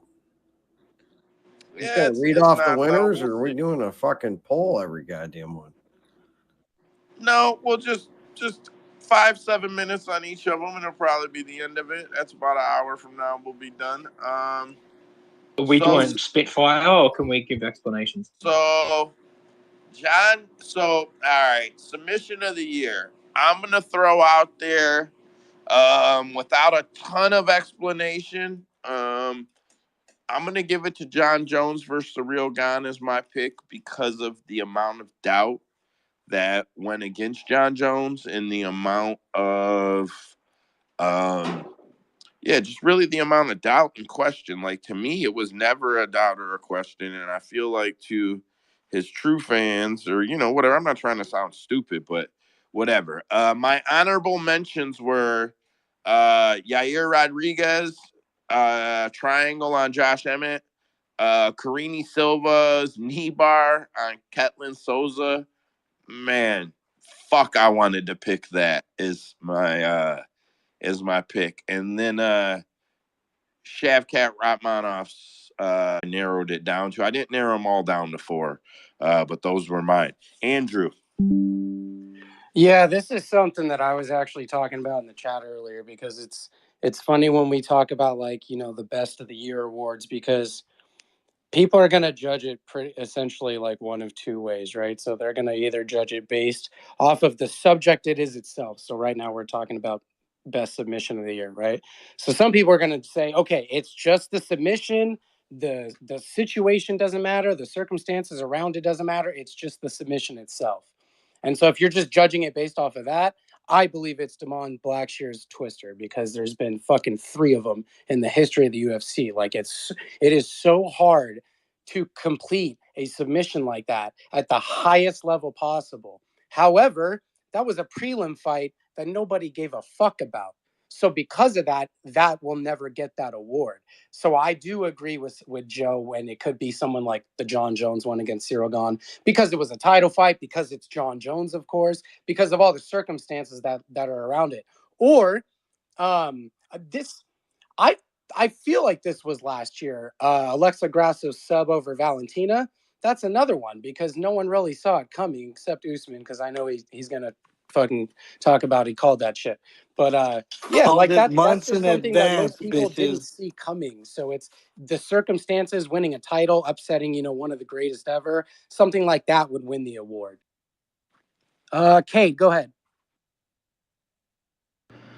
Yeah, I was gonna say Damon Blackshear, but if not, it's definitely Grasso for me. And that was this year, I believe, back in It was early in the year. 100% this year, boys. It was 100% this year. Connor. Yeah, I mean, the biggest submission of the year, or like however you want to quantify it, it probably is John versus Gane. That is such a high profile fight, and John really made it look super easy. But honestly, the most impressive, I think it is probably Valentina and Grasso. That, like, untouchable, or at least her reign was so long and whatnot. So I think that would probably get my vote for the best. I think I think Andrew's shout of his pick was a nice one, but when like submissions like that kind of go under the radar, they deserve to be shouted out, but I don't think they're going to win. And I think Grasso's is just so much more impressive and more memorable and whatnot. Fair enough. Zabet. I'm gonna go with Joe with this one. John Jones, #1 submission of the year, and honorable mention Alex Grasso. Fair enough. Average. Give me that standing bulldog, baby. Yeah, I mean, Daniel. it was beautiful. It was fucking beautiful. Daniel. Yeah, I got leaned towards Alexa Grasso. I mean, Valentina, well, she was the word untouchable until it took a woman from Mexico to defeat her, and she's relevant. She put Mexico on the map and whatnot, so on and so forth. So I definitely believe the submission year goes to her. Fair enough. Usman. It's the queens. It's the queens. Alexa Grasso, and don't forget Myra Bueno Silva with the standing choke, baby, over Holly Holm. The queens reign for submission of the year, motherfuckers. Hey, you didn't have to bring that one up, you jerk. Don't you And mean the guess no what? contest? And guess what? That's a no contest because your girl's a cheater. Who's a cheater? Myra Bueno Silva. What? She's Yeah, got bro. ADHD. You leave that girl alone. She's the winner. Don't start that conversation, Andrew. That was a fun one, man. I remember Youngboy was popping on that one. All right. So we'll move on. That'll be good. Wait, did Rhino go? Did Rhino give out No, his Joe big doesn't award? I care didn't see about me. his He's got thumbs hand 25 up, so I kids. don't want to put him on the He's spot got if he don't 25 got kids, one. so he has. I didn't see Rhino's hand up. My bad. I don't put my hand up. That's gay. Yeah, Rhino, you're not special. All Throw your right. fucking hand up. Go ahead, I'm Rhino. of course on the same thing. I think Grasso that you can't beat how her face looked with that line of the blood flow. It's just the kick-ass submission of the year. Fair enough. Definitely fair So you were enough. just passing up, Joe. I'm not that impressed by that submission as far as the actual submission itself. If you want to make that fight your upset of the year, totally understand. But like, I'm not impressed by the submission itself. I'm just not. I'm not hating on it. I'm not trying to cause a big debate. Well, we I'm just got saying it didn't 34 make more precedent. questions, so why don't you go to the next one? Fucking lube in hand, bro. Knockout of the year. Andrew, you want to kick this one off? No, because he's sad that frickin' his Neptune.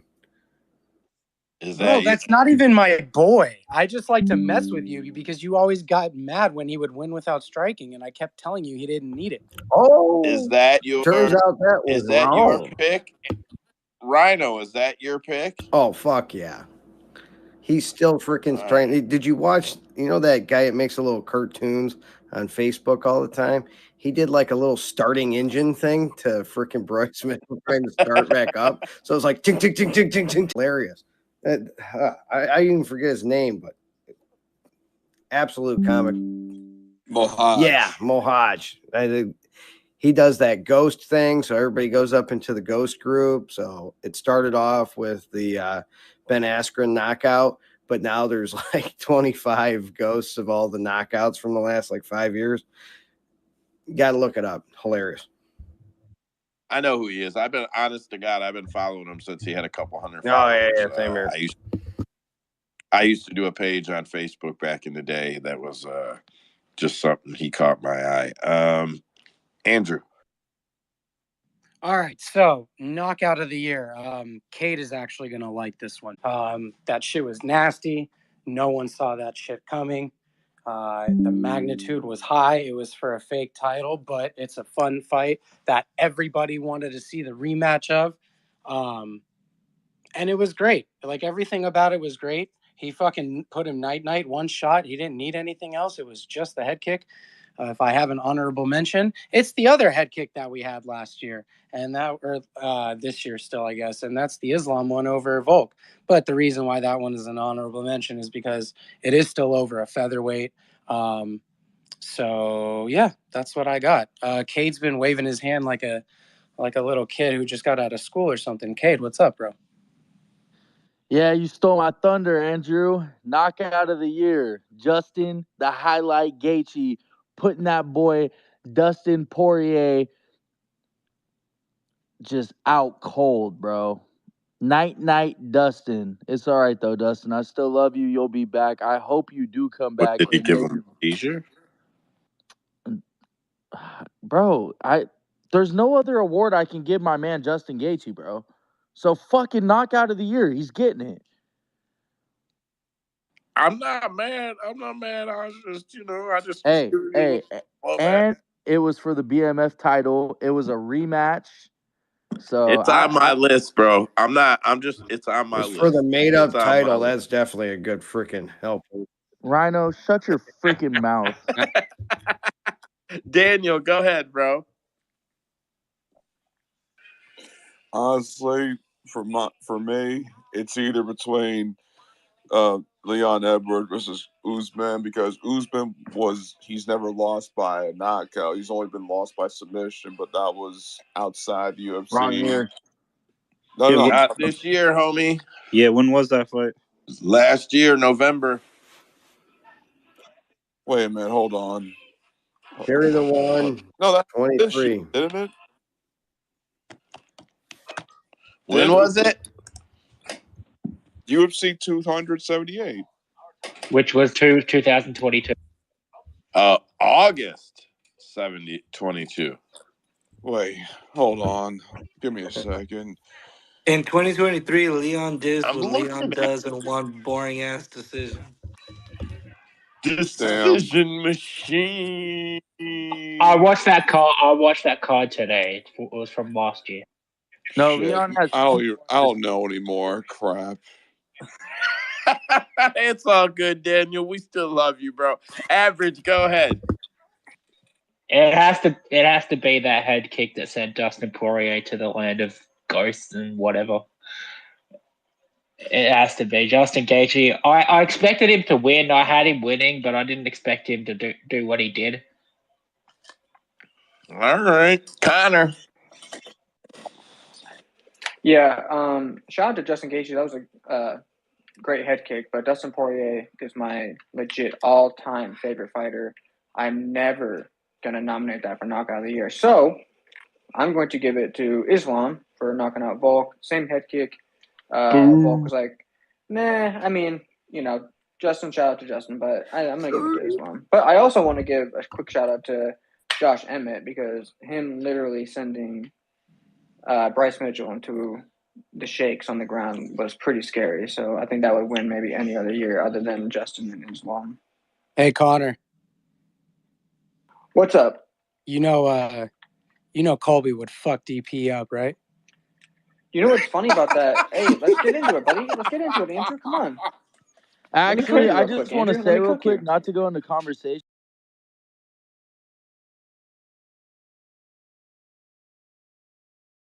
Dustin would fuck him up. Knock him Thank you, Cade. out, bro. Hey, Cade. You know what, Knock Cade? him I out. always knew I liked you, Cade, even though you're a Justin fan. I always knew I liked you because if Colby fought anything like that, Justin would fucking maul him. Yes, he Let's keep it would. 100, all right? Let's keep it 100, All Andrew. right. Come on All now. right. All right. Daniel. All right, I remember now. So this is coming from PFL. He's known as the Swedish Denzel Washington, Sabu Sai. I mean, that wheel kick was phenomenal. Like that That was a guy. bad motherfucker. Yes, Shane Mitchell, like he hasn't lost a fight like that since his second fight ever. So I think he's definitely in the lead with that spinning wheel kick. I mean, he made Shane Mitchell do the stanky leg before he went starch. Hey, did you guys just hear the clapping? No. Yeah, No. see, my soundboard don't even fucking work. Whatever, man. Whatever. I'm fucking over it. No, that was a badass knockout. It didn't make my list, but it should have. I'm a little disappointed in myself for overlooking that one. Za. All right, I'm gonna go a little different route. People not gonna agree with me, but I'm gonna go with Sean O'Malley at UFC Boston. Oh my god, bro. Hey, that's fair. There's dudes on MMA fighting whatever. I've seen pick that one too. Like, I don't see it, bro, but there's a lot of people on it, so I can't be mad at you for it. Cade, go ahead. Yeah, I forgot to say this too when I picked Justin Gaethje because I was just in the moment. The one reason I like it for knockout of the year, just real quick, probably thrown. Maybe I'm wrong, but I think he's maybe thrown a good fucking 6 total in the fucking UFC. Okay, go ahead, Usman. Do TKOs count? Yeah, whatever. Yeah. All right, then we're gonna fucking fuck all this voting. We're giving it to my boy, the GOAT, Gamrot over Fazeev. Fucking Oh TKO of the boy. year all day, Oh baby. hell no! Kick him out the space. He's on timeout, Joe. Yo, that's strike one, Usman. That's it, bro. All right. So here's the list. I actually couldn't. I wrote 6 of them. Obviously, I got to pick. I did not rank them, but I'm gonna go ahead and rank them 6-1, and I'll give them to you guys. So number 6 for me is Derek Lewis, flying knee into punches on Marcos De Lima. Bro, nobody seen the flying knee coming. That was a fucking phenomenal knockout to watch. Like, phenomenal knockout to watch. That's my number 6. My number 5, which I thought about making number 6, Israel Adesanya versus Alex Pereira. I'm an Israel hater. It was a beautiful knockout. He was getting pieced up losing that fight, in my opinion. It was the moment where we all expected Alex to do what he was supposed to do, and Izzy dropped him. That's not a impressive fight. That's an impressive knockout for me. My number 4 is going to be Justin Gaethje, Dustin Poirier head kick. Fuck, guys, sorry. My number 3 is going to be Ismail Bonfim flying knee Terrence McKinney knockout. That shit was insane. I can't believe nobody in here brought it up. I'm disappointed in all of you. I'm fucking disappointed in all Make of a you. trivia sheet Number for next fucking year, then, asshole.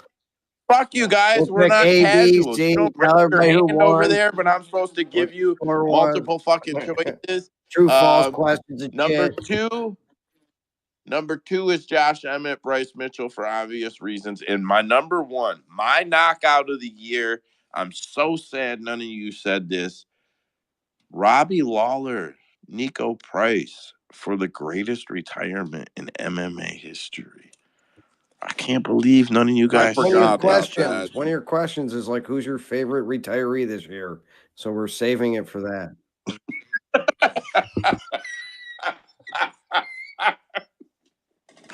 Dead picks, go ahead. Or average, go ahead. I just want to quickly shout out Amanda Hebos. That wheel kick in her last fight was crazy. Connor J, go ahead. I'm sorry, I'm laughing over here. Connor J, go ahead. Yeah, I'm actually going to change my pick. I completely forgot Izzy knocked out Pereira this year. That win, like you said, Joe, it's not like he was getting beat in that fight up until, but what that win means for Izzy and like his legacy, like the boogeyman finally being able to beat him. And I then mean, him these just kind of fans knocking never out shut cold. up. Hey, I mean, hey, he they said got the right to. So he did what he I said he think was that win gonna was do, crazy. So I'm gonna give and it he to them. left him frozen like Elsa. It means his fans will never shut I'm up. gonna use Disney freaking things and All MMA right. talk. Fight of the year. I didn't make a list for this one. I knew what it was immediately for me, and I didn't even look any further into it. I typed it out and moved on to the next one. I didn't really think about it. I did hear AJ Lee I seen him in a reel or in a clip or whatever them fucking things, whatever it's called. I seen AJ Lee said my shit too. It's Kirk Holloway versus Jason Knight. There was no better fight anywhere, in my opinion, than that fight. Fight of the year for me, hands down. Andrew, go That's ahead. an Ultimate Fighter, right? Yeah, but it was if you didn't see I it, did, and it's like the if first week that I missed out of that horrible show. I tried to watch it, and like sadly, I missed right before that. But I've heard a lot of listen, positive. bro, fuck the season. Go find the episode and just Yeah, watch I'll it, have man. to. Fuck the season. You really should. Anyways, go ahead, Andrew. I'm probably not going to give anything controversial here. I feel like just given the magnitude, given the fight itself, given what it meant, given the stage that they were on, it's got to be Makhachev and Volk. That fight was a very, very fun fight, very competitive One or fight. two. One or two. Huh? One or two. One. No, he's talking two. It The was second so one nice was like, watching it knock what, the fuck fucking out. 4 minutes? Yeah. No, the first one it was back and forth, a lot of ups and downs and turns. You know, we were all gasping at certain moments. Like I said, the stage that it was on, that's my number one. But I do have a couple honorable mentions. This is the most recent one, and I know it was super recent, but it's got to be like one of the best brawls I've ever seen, not just this year, but in MMA period. Not even women's MMA, just MMA period. Irene Aldana versus Carol Hosa was fucking awesome. That was a fantastic fight, and I will honor that one all day. And then also Pantoja and Moreno, that championship fight was also fantastic. Go ahead, Daniel. Yeah, I definitely have to say, Islam versus Volk. That was one hell of a fight. The first one, that was one hell of a fight. It was back and forth. You know, they were giving it their all. That's definitely fight of the year. Connor, go ahead. Yeah, I think Islam and Volk, I think that was a great fight. And I also think it's certainly like the biggest high profile in all the options you could have for best fight of the year. And then the Aldana fight that just happened recently, that was a great one too. But in terms of like what was the best fight, what was the most entertaining, like on the edge of your seat fight, dude. Moreno versus Pantoja. To me, that's like one of the best fights of like all time. That fight was so good. That would get my vote, honestly. That shit was way better than I expected it to be. Like those two are really good fighters, and I thought it could be a fun fight, fun scrap, but it exceeded all my expectations. So I I would swear, give it to that bro. one. I agree with you, man. Watching that fight, I swear to God, it's almost like watching a movie. It's like the way the fight goes, and then topped off by that magnificent speech that Pantoja had. It was beautiful. Average, go ahead. I'm not biased at all, but I'm gonna give it to Volk and Islam one. It was crazy. It was crazy viewing experiences. Like when Volk dropped him, I just went absolutely crazy. I think Pantoja and Moreno, although Moreno lost again, I was really thoroughly entertained. And there was a fight that happened a few weeks ago. It was on that I can't seem to think of. It was an early prelim, but I can't seem to think of it. That I was thoroughly entertained by.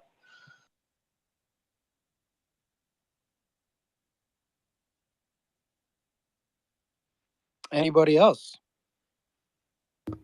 Next question, please. Go ahead, Joe. We've had a technical difficulty. Joe has not been able to keep his connection. Oh no, what are we gonna do? He's got the sheet with the 25 questions. What the fuck are we gonna do? All right, we'll just move on to the next one.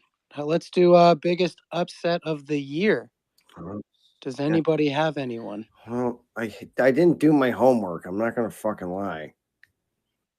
That's okay. Average, you have your hand up. Go ahead, bro.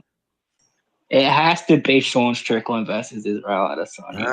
Nobody gave Sean Strickland an inch of shit to win that fight. Oh, he's gonna get knocked out. Oh, Izzy's gonna do this. Izzy's gonna do that. Well, guess what? Izzy didn't do jack shit. He got 1, 2, and teeped the whole fight, and Sean screamed in his face and took his belt away from him. All right, I don't know what I agree with happened. I that. was gone for like 1 minute. There's 9 of you arguing on the mic. What's going on? We're doing biggest upset now because you left. Oh, okay. That's fine. Then go ahead. Let everybody get at it. Yeah, Average just had Sean Strickland over Izzy Adesanya. Moving on, we will go to Daniel. I was gonna say both Strickland and Grosso, but let's just be real. Strickland went to enemy territory, took the belt, made the judge say, "Yeah, I won that fight. Is this your king? Is this your champion?"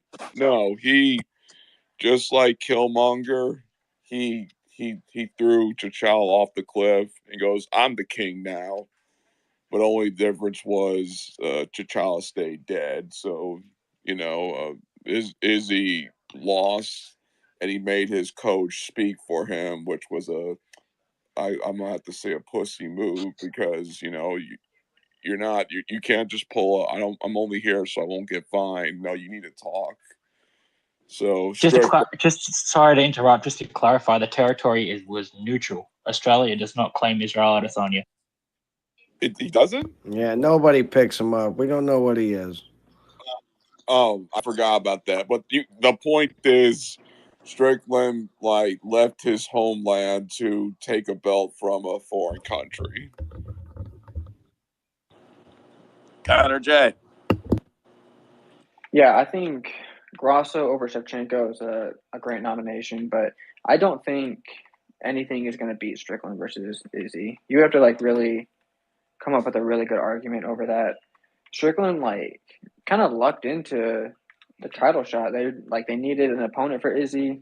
It was not on short notice like he filled in, but it wasn't like a long build up to the fight, and he just went out there and put on a masterclass performance. Not only is the upset good or really impressive just because of the two names that fought, but also just on how thoroughly he beat Izzy. He beat him round 1 to round 5 practically every minute in the area that Izzy is best at. He dropped him.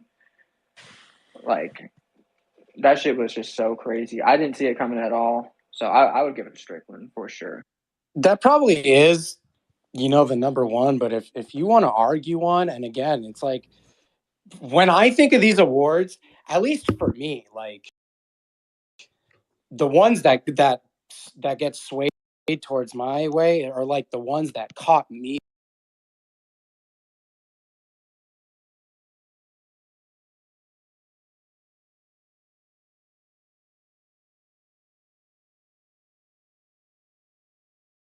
I was like, I know Valentina looked human against Tyler Santos, and I know Joe was talking a lot about how you're seeing Valentina's decline. So it's not going to be Grasso, though. I was like, she's going to lose soon, but it's not going to be Grasso. And Grasso fucking upset her in a huge way. So given the circumstances of that fight, she upset, arguably, the greatest women's fighter ever. So it's like that carries some pull too. I'm not saying that is the biggest upset, but it definitely deserves to be in the conversation. And I do think you could argue it. Okay, chill the fuck out. Arguably, no, not even arguably. It's Amanda Nunes. You fucking put your panties back on, you son of a I bitch. know, but Put that's what I'm saying. respect. Some people can make an argument for it. That's all I'm saying. Nah. Connor. Yeah, I'm almost actually like the opposite of how you thought, Andrew. I think Grasso was closer to Shevchenko than Strickland was to Izzy. Like I didn't know if I was going to pick Grasso to beat Shevchenko, but I thought she could put up a good fight at least for a decent portion of the contest. But I thought, and I guess it just shows you like what how crazy MMA is. But I thought Izzy was going to just pick Strickland apart, but clearly I was very wrong about that, and he just completely dominated. So that's pretty much the biggest reason why I picked Strickland is how thoroughly he beat Izzy. Hey, are we still Hey, on? Joe. Just don't even. Joe, can you hear me? Don't even make me a host right now. I was just going to say that I think it's fucking it up for you, It's so I'm just going to leave fucking you there. raining here and shit. I don't know. Yeah. You guys still doing?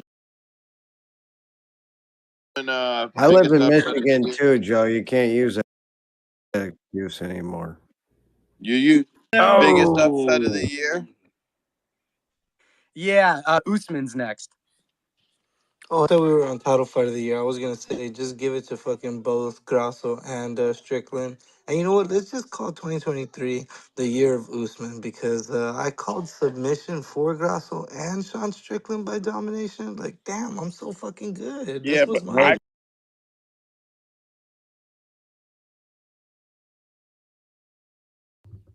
and so did Chat GPT. Listen, I'm gonna get mine off. My biggest upset of the year was obviously Strickland.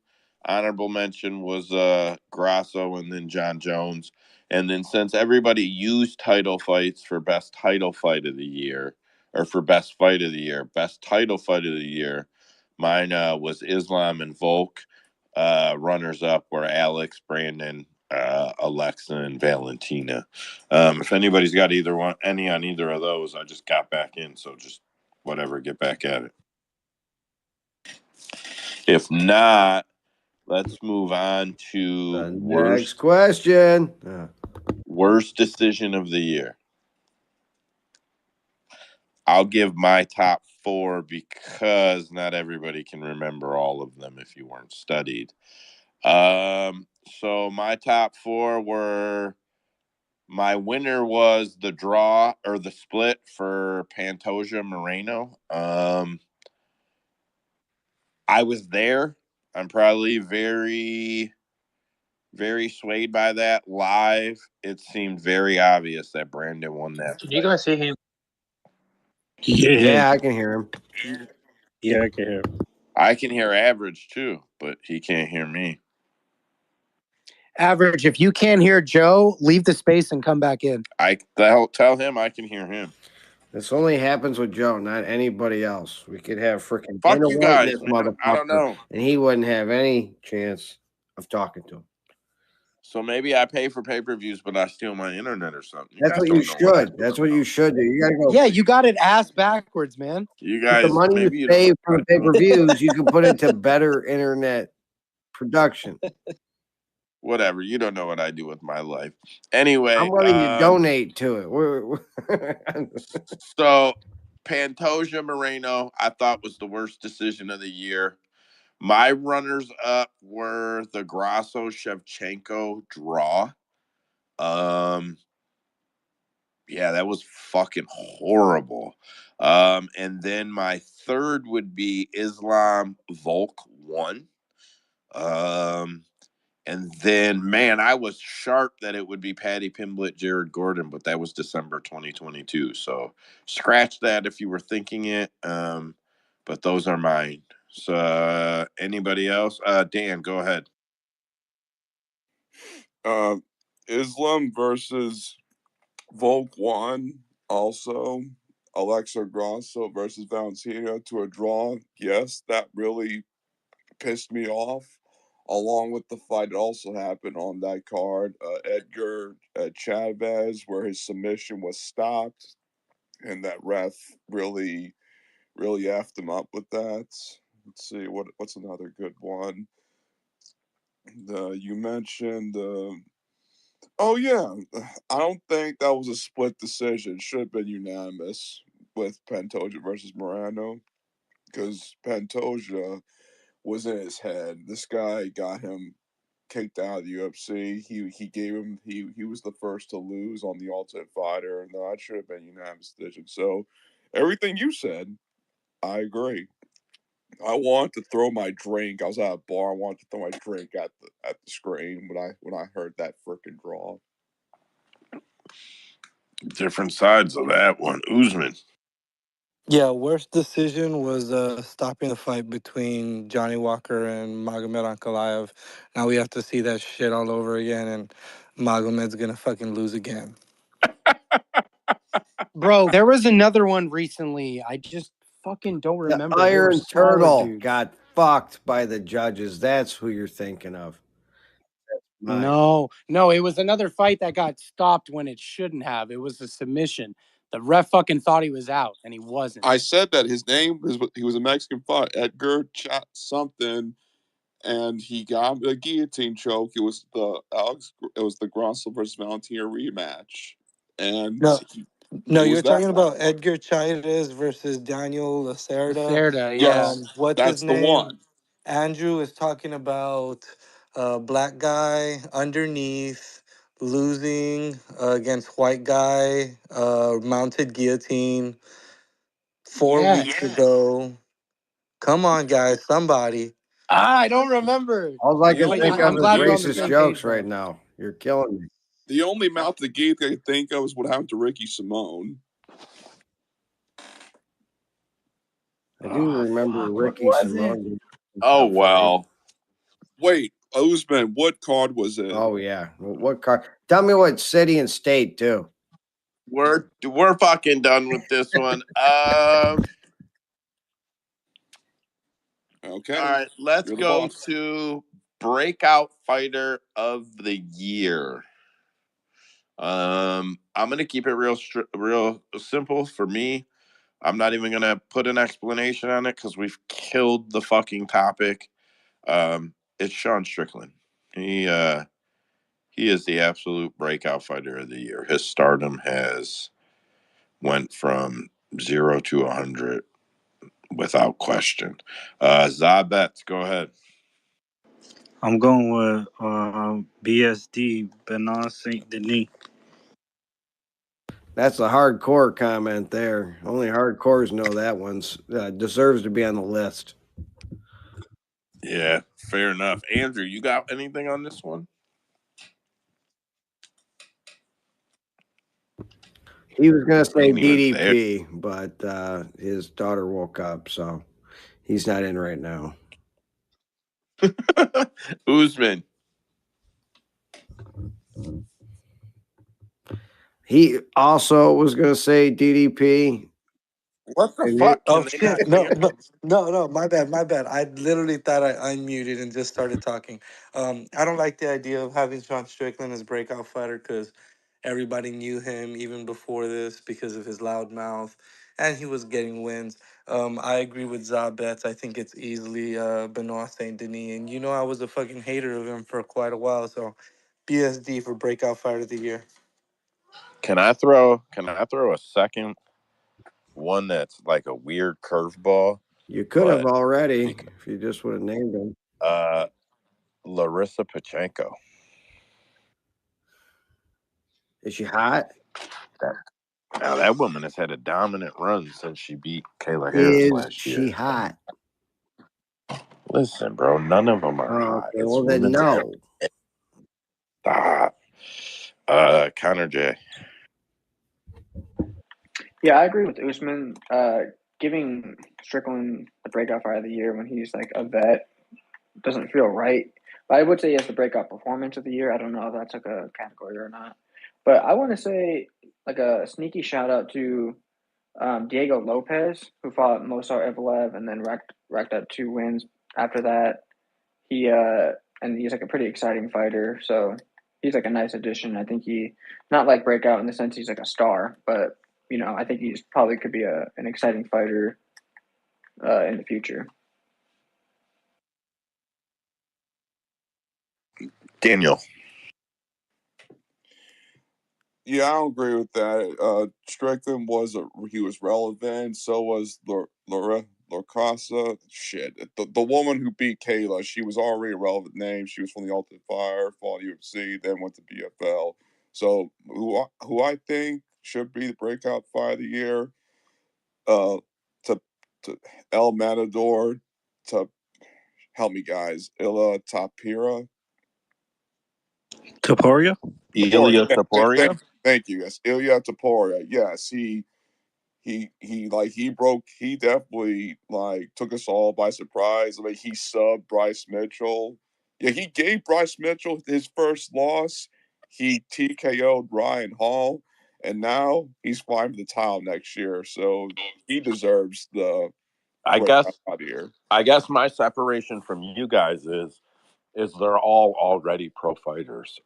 Breakout is about becoming famous, not about being relevant. In my opinion, like there's guys I who agree. nobody knows who they are, and then all of a sudden they're super famous. So that was why I picked Sean Strickland, and why I mentioned Larissa Pachenko. Like you can't. I don't know. Some guys feel like breakout is different than I do, and I'm not saying you're wrong. I'm just telling you why I picked what I picked. Andrew.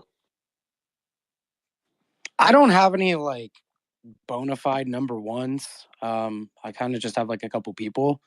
I like that Tom Aspinall broke out pretty quickly. He had a nice one against Tabora, and the next thing you know, he gets thrown into a title shot. A lot of people thought he was going to lose, and then next thing you know, he's the fucking interim champion. I agree. And yeah, now he's like Joe just said, he's super famous. He's been doing so many interviews talking about boxing and fucking talking about fingering media girls and shit. Like he's been all over the place since he won that title, bro. So And he's in terms of untouchable. breaking out, They almost think that he can beat like anybody. And then here's the thing with DDP, everyone kind of like was on the same page with him, right? Like, yeah, he's decent, but once he gets a top 5 guy, he's gonna get his ass whooped. And the next thing you know, he goes out and fucking scorches Rob Whittaker. And I didn't see that coming. I was super shocked.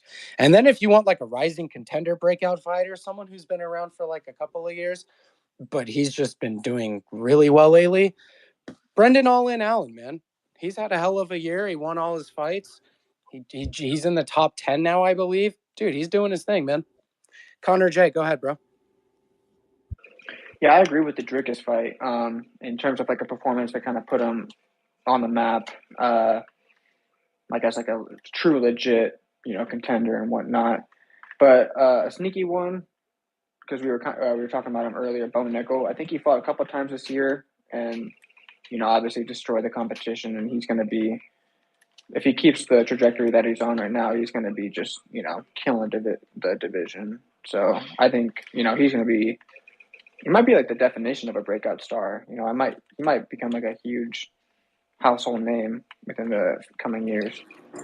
Bo Nickel had almost 500,000 followers when he got in the UFC, bro. He's uber famous. Yeah, but that still doesn't make him not a big, new face to the MMA community.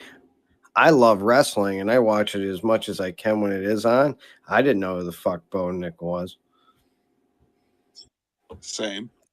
That's because that's not wrestling. No, Bro. I That's, watch like college that's wrestling college all the shit that time. nobody watches. You want to watch wrestling? You can tune in Monday nights, Friday nights. No, pay per I'll view put it every to you month, like this bro. way, Andrew. You probably don't watch like college wrestling and stuff like that. It's very hard to follow because there's nobody going to tell you what the rankings are unless you go out and do all the fucking research. And I don't have enough time because of like all of the combat sports that I watch as is. It was just nuts to me that like as soon as I seen Bo Nickel on Contender Series, I go look him up and then I'm like, holy fucking shit, how in the hell do I not know this guy? I hear you.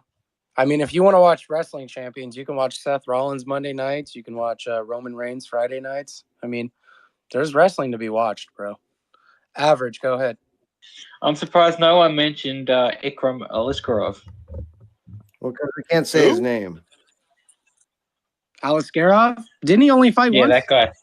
He fought like twice, didn't he? I think he lost one time. No, he hasn't lost since Chimaev, and that was before the UFC.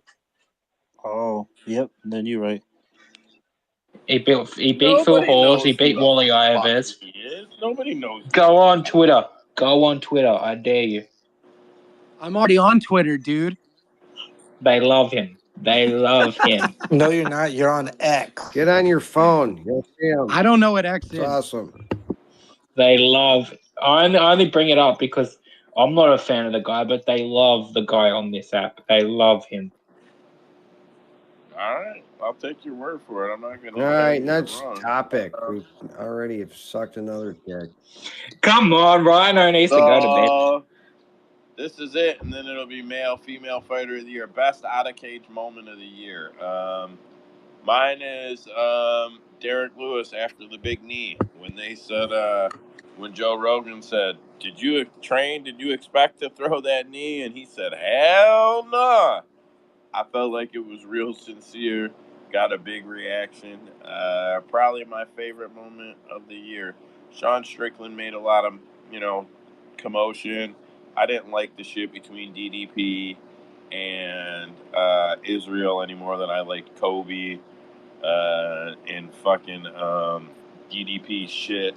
And Sean, I didn't like it any more than I liked any of that other shit. And then I really liked when Tony Ferguson and Colby Covington argued about being American and then realized they were arguing the same fucking thing. Like, I cracked up to that. I watched it like 6 times. Usman, go ahead.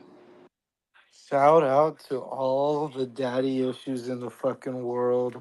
It's Pantoja. I will always be a Pantoja fan after that. That shit literally made me cry. Called my dad. He was like, man, I almost fucking cried about that. Yeah, daddy issues. Daddy issues for sure. It's Pantoja. I second that. You fucking weirdos. Average. It has to be Manel Kopp standing up to Israel Adesanya at that press conference and just screaming his head off at him. Man, What are that you guy's gonna such a do? clown, bro. And then Israel Adesanya has the guts as the balls to call him a midget when Manel Kopp is taller than Kara France. You got a little fucking chihuahua trying to bark at a pit bull. It's like, shut your ass up, bro. That shit was funny, bro. That No, was for entertaining sure. as hell. That was great. And it also was great that he was surrounded by fucking Australian, New Zealand guys there. He was there with And then Tai Tuivasa, I'm here too. Can we all agree, though? Manel would have thrown hands with Izzy right there on the spot if he had to, without Hell no gives a fucking fuck. yeah, he would have. He would have been. He'd have thrown hands. He wouldn't have gave a fuck, bro. He was not just talking. He was legit. Yeah, he's a little bit in over his head, but that's okay. Oh, You gotta I'm admire the not saying confidence. he's not in over his head. What I'm saying is he's buying, bro. He's not just selling. He's fucking buying. I'm telling you. Hey, I admire the confidence too, man. Yeah, get after it. Why not? Get famous too. Daniel. Yeah, we did a poll about this actually, and my first one was when Strickland was like, "This belt doesn't change who I am. You just be someone. Just be I think it's only like be 1% better than you were yesterday, and that's okay. But then I forgot about Pantoja saying, "Dad, did I do great?" I mean, I remember the show Archer where I forgot his name. He just goes, he says to the heavens, "I didn't need a law degree from Stanford to land that woman, Dad. How's that?" So for him to bring up the daddy issues, look here, daddy issues are real. Look, me and my dad are great. I mean, we just bonded over. We both hate religious radical assholes. Like those people are annoying. So it's the father issues for me, man. That's why Pantoja takes that. I mean, that was deep. I mean, you just heard I forgot who said it. He called his dad and said, "I'm sorry." You know, You guys want to pause the space so you can text your dads real quick? Get the fuck Hey, I out. didn't apologize Yo, to that motherfucker. Joe's Don't over put here that in my just because mouth. he had a fucking dad that showed him how to use a fucking screwdriver when he was younger. Not everybody had that shit, bro. yeah, man. Not everyone's there. I mean, Hey, well, we're dads now, so we don't have to be pussies anymore. So calm down. wait, Jesus you're a Christ, dad? hell yeah. Well, I think you're a better dad. You're not a good dad. You're a better Damn one. Skippy, Better that's the dads. plan. Yes, better dads run shit like this.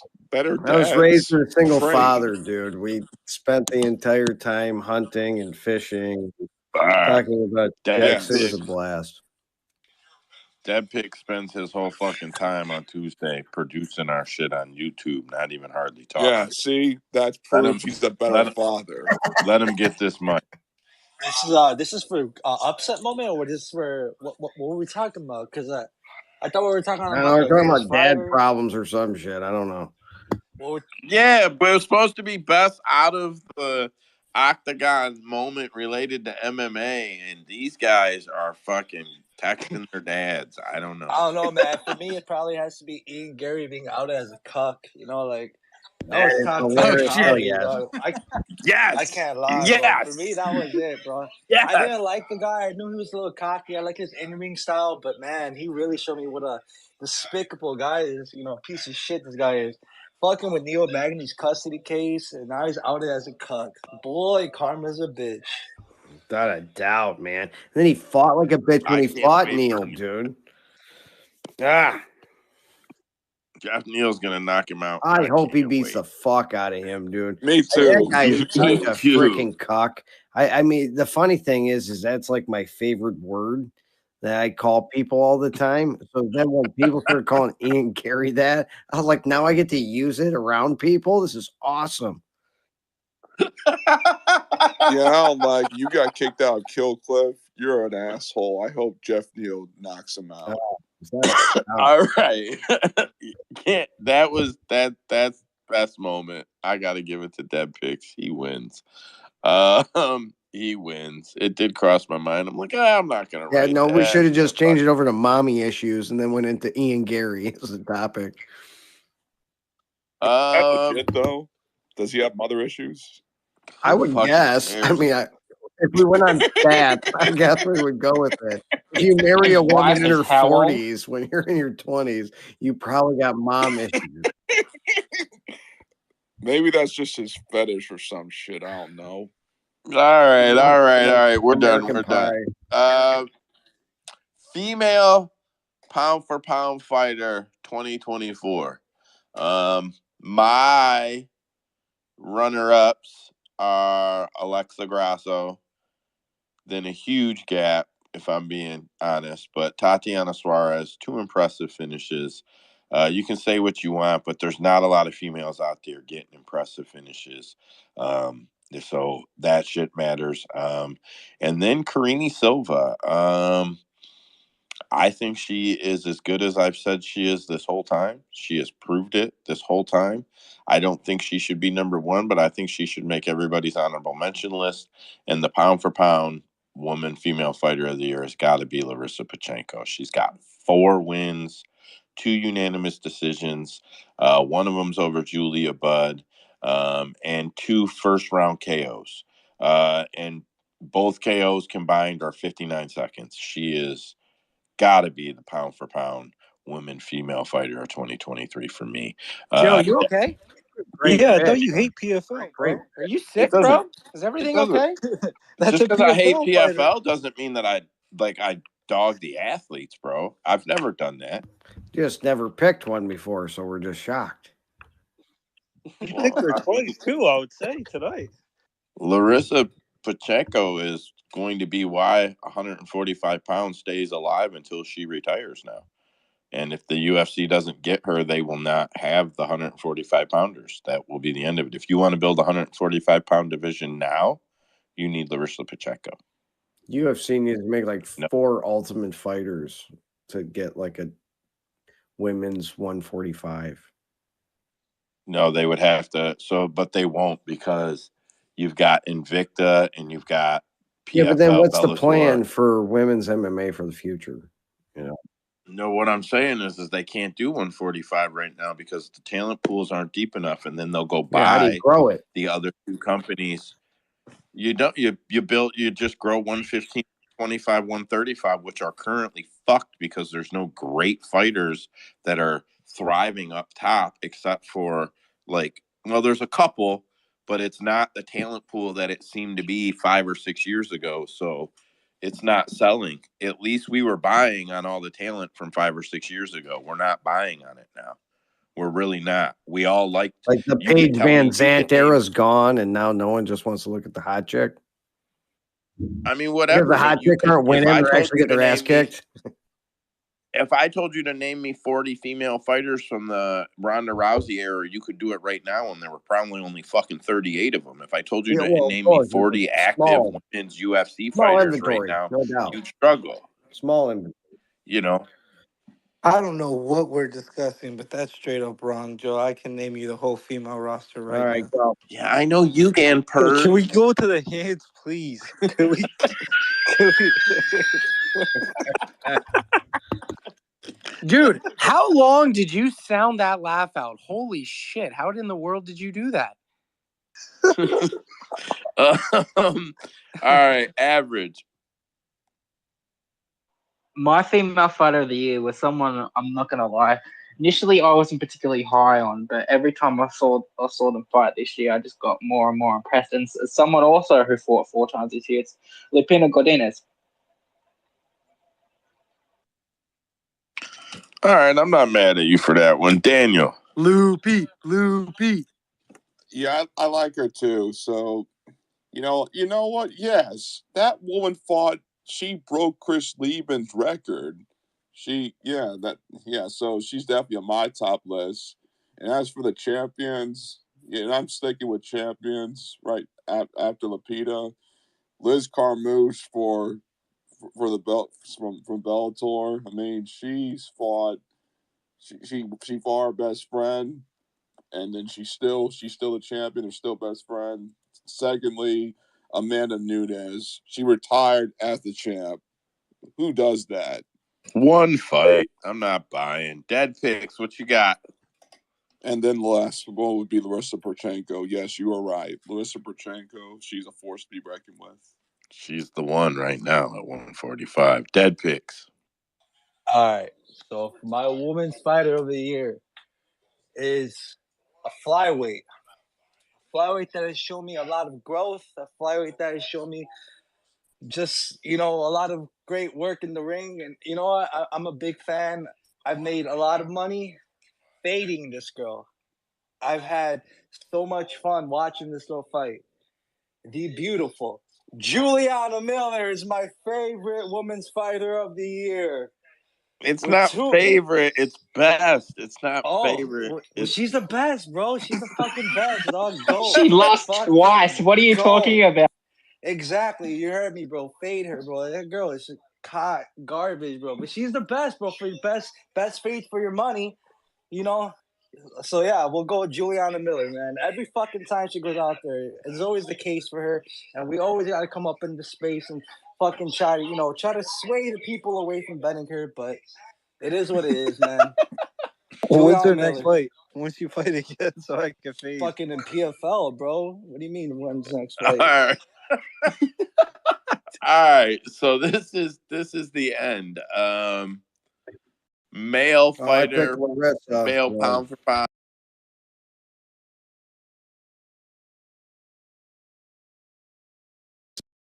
Hey, you want to lead the last All right, one how so much you you can got? leave without saying Favorite bye again? favorite dude of the year? Best male fighter of the year. Oh, fuck. I'll go with John Jones just because one of you fucks in here probably said he was going to lose. Nobody had that, bro. 3 people in Vegas that make lines thought he was going to That lose. line was Nobody way too else. low for people to think that he was going to win like he did. I may or may not have bet surreal. That's good. I may have not have said he was going to beat him in under a half a round, and he did. I think so. Fuck you guys. It was easy cap. Surreal fucking. Nah, Joe, don't do that. A lot of people fucking thought Soroka was gonna win. We fucking stand on that hill that we're the fucking winners for knowing that shit. I didn't. I picked Jones. Because you've been watching longer than 3 years. Average. Go ahead. So listen here, dude. Listen here, dude.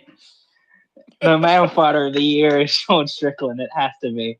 He beat Homeboy on a week's notice. Then he finished someone who the UFC was pushing, and then he took Israel Adesanya's belt like a thief of the night. It has to be Sean Strickland. He also I'll take the loss single-handedly on made that America one, great no again. doubt. Wait, who was saying he also single-handedly what? Made America great again. Connor, go ahead. Got some women back in the kitchen. Yeah, I think those are all good nominations, except for John. He only fought once. It was against Gon. Even though Gon's a good fighter and whatnot, but yeah, I think my personal best fighter of the year, male fighter of the year, is Leon Edwards. Beat Kamaru Usman. Had to beat him in a rematch after winning the belt from him. And then he absolutely embarrassed that fraud bum Colby Covington. Got him out of the top rankings in the division. Don't have to see that fraud ever again. He made MMA better this year, getting that just clown out of here. So I think it's almost a foregone conclusion. It's got to be Leon Edwards. Sure. Daniel. You know what? Leon Edwards, man. You don't go after someone's family in the fight business. Dana White said you don't do that. And he's gone through so much shit, man. And he took the belt from Usman.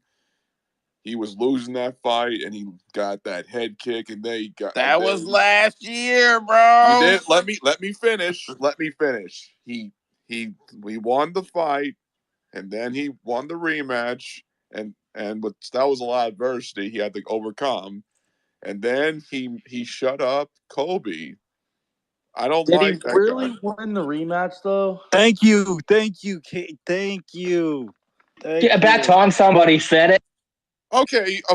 You know, I retract my statement. It's Leon Edwards because he I mean, shut up dude, Kobe. you don't get pound for pound fighter of the year winning 2 boring ass decisions and then telling someone that they're dead for the way that they talked about your dad and end up the last 5 minutes on your back. Okay, with the fire. Okay, you're right. You're right. Son of a bitch. You know what? I changed my mind. Ismo Mochav. Him. I choose him. You know what I love the most Connor, about having Daniel in space wait right a now minute. is that he gets names worse than Joe some fucking how. Islam I Mote. give him some time. I'm Joe's trying gotten here. better. Well, Joe's gotten better, Islam's so he's learning. Hey, I'm trying here. At least he knows though. Fucking Zabets, get Kebab's after it, not bro. here yet. Wait till Kebab Yo, shows up. He'll fuck everybody up. Oh, go to hell, man. dude, I'm crying over here, but Zabets, what you got for me today, bro? I'm gonna go a different route though. Okay, just to Daniel, reiterate, I choose Islam. Yeah, Islam did a All lot right, of. you don't get to explain though, because you explained to Leon and then redacted, so you're done. I love you, but you're done. Za, go. He kind of stole my thunder. I'm gonna go with Islam. Let's go, baby. Fighter of the year. Second on pound for pound. Connor J. Yeah, I mean, he beat Usman. Whether you thought that he didn't or it was a close fight, he did beat him. He beat him this year. And then the whole idea, I love this idea that because Colby talked trash, that means that Leon had to go out there and knock him out or something. No, I mean he's the Oh, but he champ. He needs didn't. to. No, Joe. No. But he Colby's the one that didn't. talked The trash. announcers were talking shit about Leon during the Yeah, fight. They're like, as he's if Joe fucking Rogan has a great horrible. track record of Colby not looks being like biased or shit, and whatever. he's horrible. Yeah, but if he's dominating him, he shouldn't finish the fight on his ass, bro. No. What he should do is win the fight, because if he doesn't win the fight, he doesn't get as much money. He doesn't But have you said he leverage. dominated. You said he He did dominated, but he dominate him. finished the. He did How dominate come him. he finished the fight on his ass He won then? 4 rounds, and you compare. And he won Hey, 4 rounds to 1. Connor, He did beat I him. don't mean to be devil's advocate here, but if you Let's play look at devil's the advocate, kid. stats, the stats say he didn't dominate shit. What were the stats? Give me That's the stats. why we watch fights and not look at box scores, Cade. though. Cade, do not be a box score watcher. I'm What are just the stats? fucking You mean kidding, the bro. But I'm strikes? telling you right now, Leon's sorry fucking ass is not male fighter of the year. Get the fuck out of here. Okay, but Leon sorry ass whooped Colby Covington. That's what I'm trying to say. Listen here, He Ed. did. Listen, Listen all here, right, Ed. hold on. Hold on, Cade. hold on. I just have Cade, one more what thing are to the say. stats? Give He me the stats. literally, he did win the fight. He won it convincingly. Dominated But the here's fight. the problem. He literally got the worst possible version of Colby Covington that he could have got on Saturday night, and he couldn't finish him. Oh, Cade, can I Case respond? closed. No, Cade, can I respond real quick? Do it. Well, hurry up. Yeah. So I was in the space on Friday, and I heard everybody pick Colby Covington to win. We all thought that y'all all thought he was gonna go out there, pressure him, strike him, take him down. So that's He didn't do none of upset that of the shit. year. Fine. Huh? So He didn't do none of that shit. He was favored though. He can't get upset of the year. No, I'm his just saying, point is that all of he got you the guys were worst. saying Colby was going to win because I was also Yes. on Leon. It was still a boring fight. Let's lap it out. It's obvious he's All not right, so American. I mean, all that shit's I irrelevant. Leon dominated him. Free as pound fuck. for pound. My list went Sean Strickland only because he went 3 this year and pitched an actual shutout against Izzy and had a finish this year. Those are things that, add up for me. After him was Islam. And the reason, and I almost picked Islam. Islam beat Volk twice. Everybody was sucking Volk's dick. He's pound for pound this and that. These guys are better than John. The fuck out of here. These guys are better than John and all this other stupid shit. And Islam beat him twice. Even if it was a rough decision, no matter what it was, Islam beat him twice.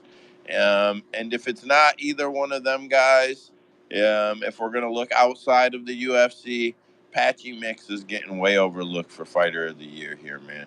He fucking KO'd the shit out of Rafion Stotts, and he choked the shit out of fucking Sergio Pettis, and he's getting way overlooked for that shit because them dudes were both high level. Both of them dudes are UFC level. I don't care if it was fighting outside of the UFC. Pettis could compete in the top 5 in the UFC right now, and Stotts could compete in the top 5 in the UFC right now. So, Patchy was a tough third for me, and that's standing next to Strickland and Islam. So those were my top 3. You guys can bitch about them if you want, but that's what I had.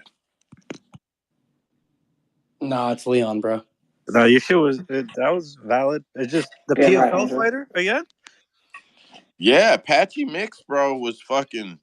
He's super legit, bro. I think the Pettis was a 3rd round finish too, if I remember. I don't have it in front of me, but if I remember, bro, that was 3rd round finish.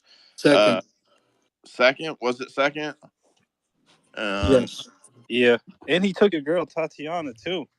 Yeah, bro, he gets double points for that for me, bro. Like, I'm not even mad. Like, I'm a married man, but like, love me some Tatiana Suarez, so he gets double points for that. When I met her, I told her her and her husband or her boyfriend are free money glitch. I think everyone in my group told her that. Me and Andrew at least did.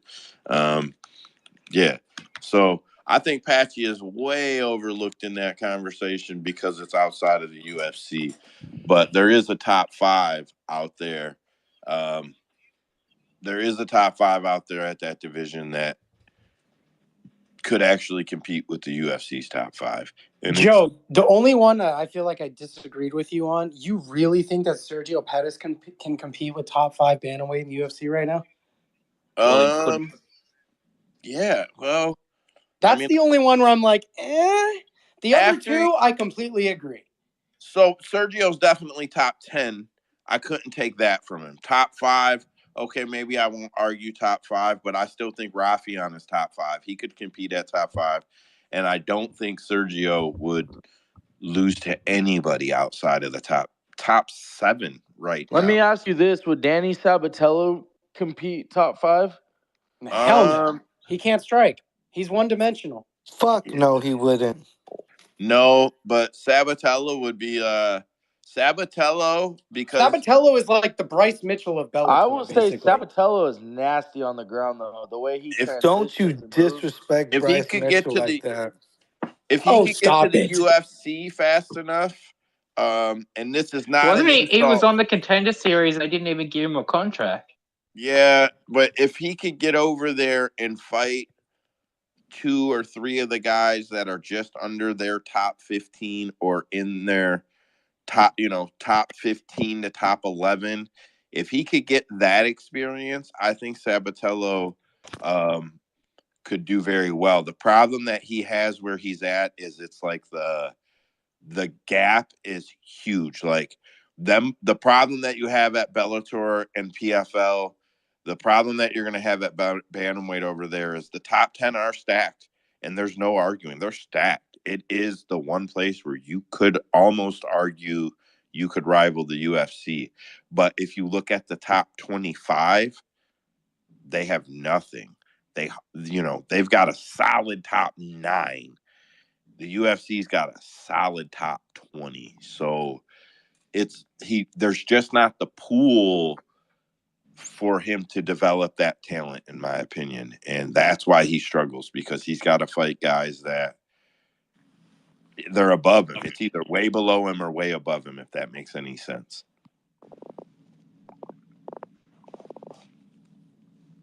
Anyway, that's all I had for all that shit.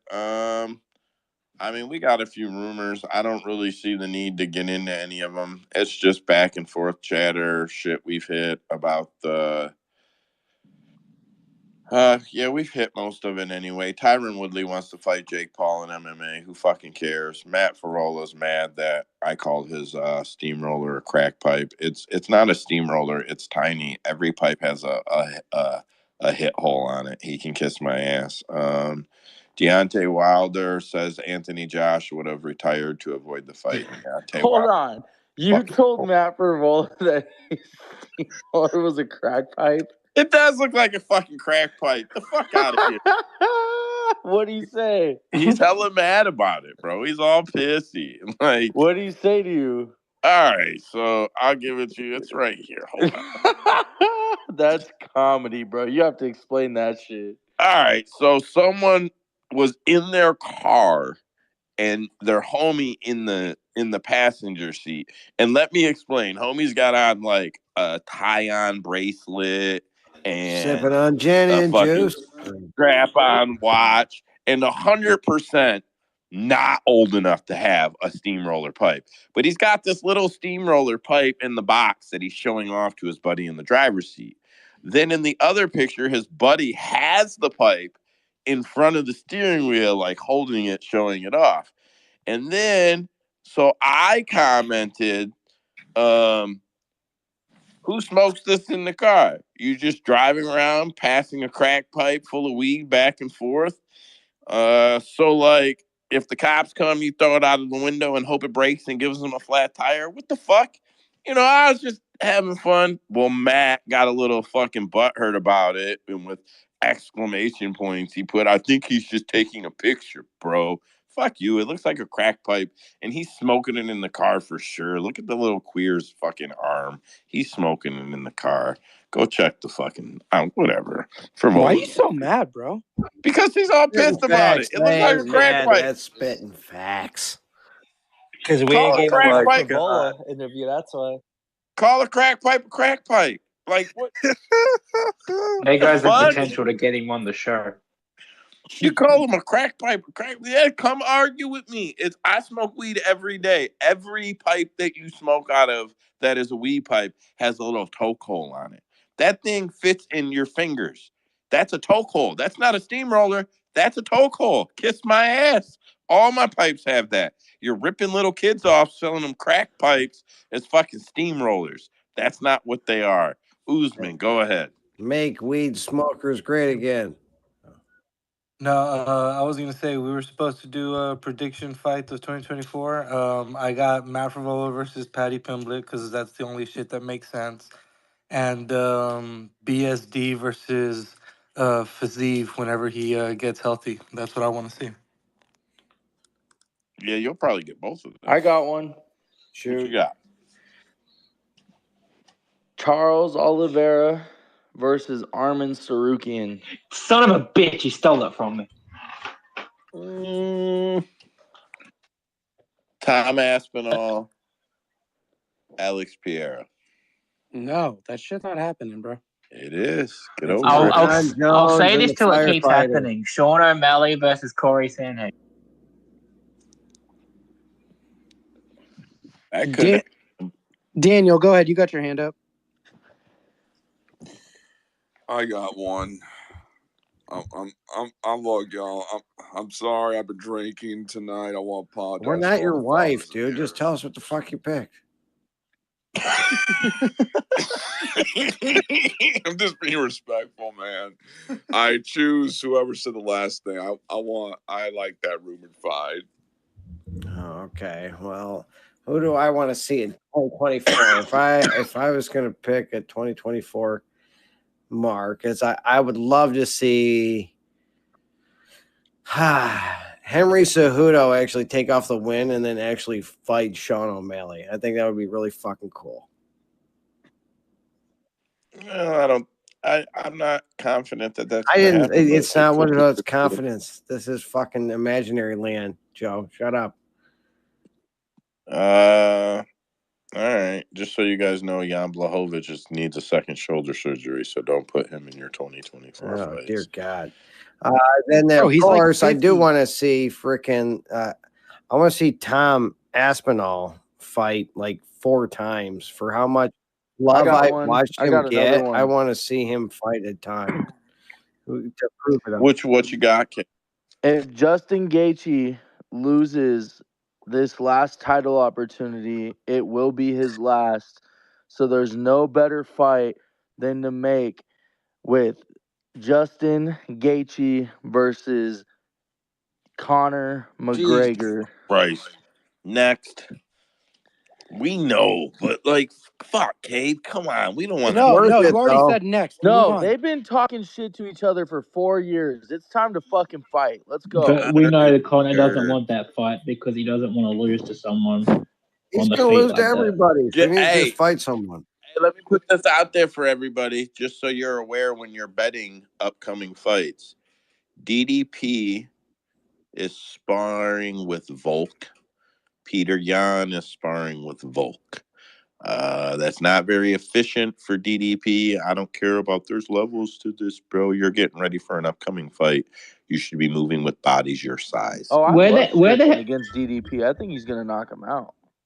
Yeah, I know that makes sense, but why are you shitting on Volk for? Well, and they would only be there for a reason, Joey. If he's going to their gym, they're going to give him somebody to Volk train for no with. reason.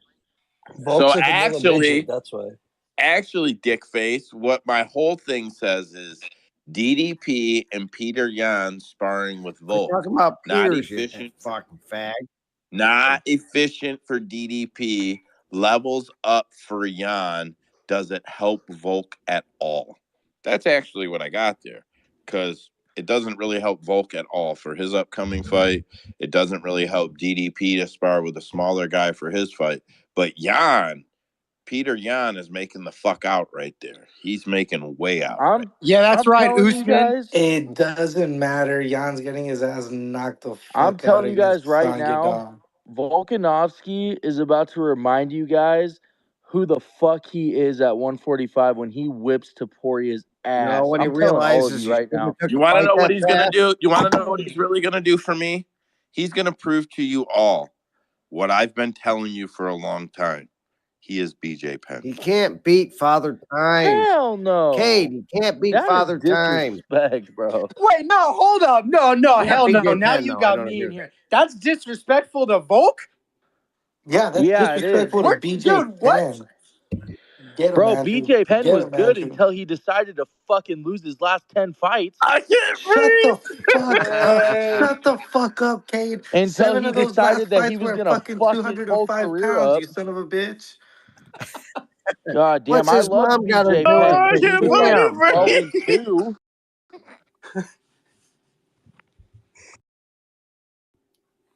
You guys are hilarious. Oh, BJ Penn shit, went from I'm what's fucking BJ dying. Penn?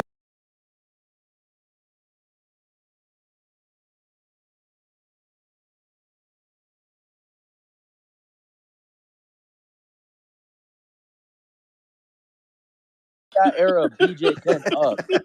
Yeah, he would have No, gotten because fucking we already saw submitted what by happened to Volk when BJ. he leveled up at the Only light. because BJ He got got Oh, beat look fucking up at at knocked a out. triple party. glitter bomb or something. Oh, on short notice. You know what BJ did Coming when off a he broken hopped up to arm. 170? He won that fucking title, bro. Oh my god. After a guy who paints his Volk was just fingernails. recovering from a But he's broken now arm. Stop dragging BJ Oh, Penn's nuts Ah. across your forehead.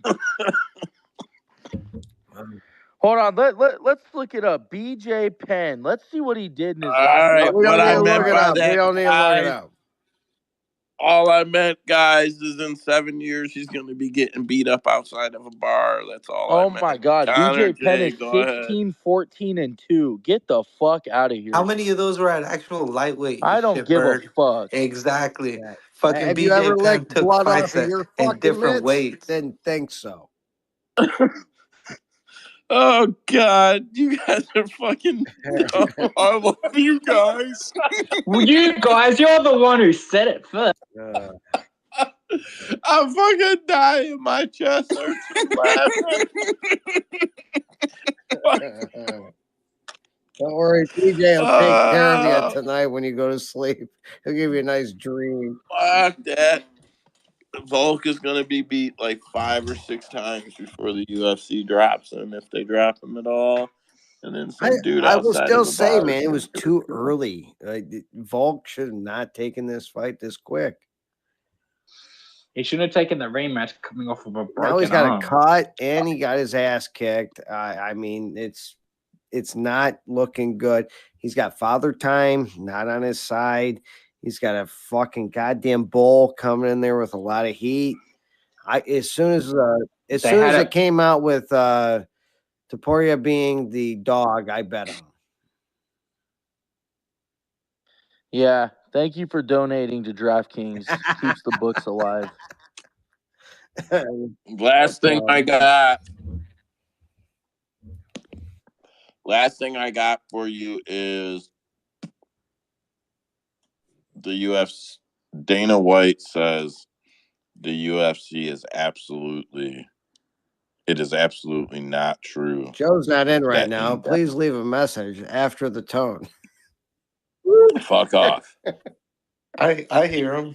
He says it is absolutely not true that Endeavor is buying Top Rank Boxing, which means that Dana had to address it and that Endeavor is probably buying Top Rank Boxing.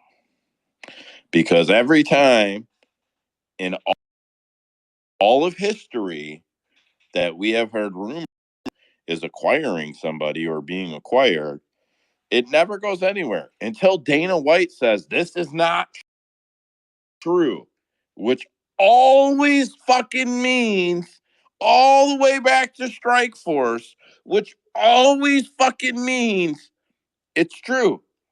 So, UFC, Endeavor, are acquiring Top Rank Boxing. They're probably, if they do, it'll be the greatest thing that ever happens to boxing. All Dana has to do is hire 3 matchmakers, 4 restructure the pay so that there's money in boxing for promoters and buildings and everybody else that's not the fucking 2 main event fighters, and they could rebuild boxing in 3 years easily. I only believe it is true because Dana White said it is absolutely not true, and he is always a fucking liar. Dead picked. Well, we knew Dana White wanted to get Zuffa boxing off the ground before. Like how you said, as soon as I saw Dana said that they weren't going to buy Top Rank, it kind of confirmed in my heart and mind that these fuckers bought Top Rank, or they're like at least, getting that ball moving. The only question is, I know this is like the horse that's been beaten to death, but like, does this open the passageway for MMA fighters under the Zuffa Endeavor or whatever umbrella to cross over, or is it just gonna be like a strictly like boxing for boxers, type of deal?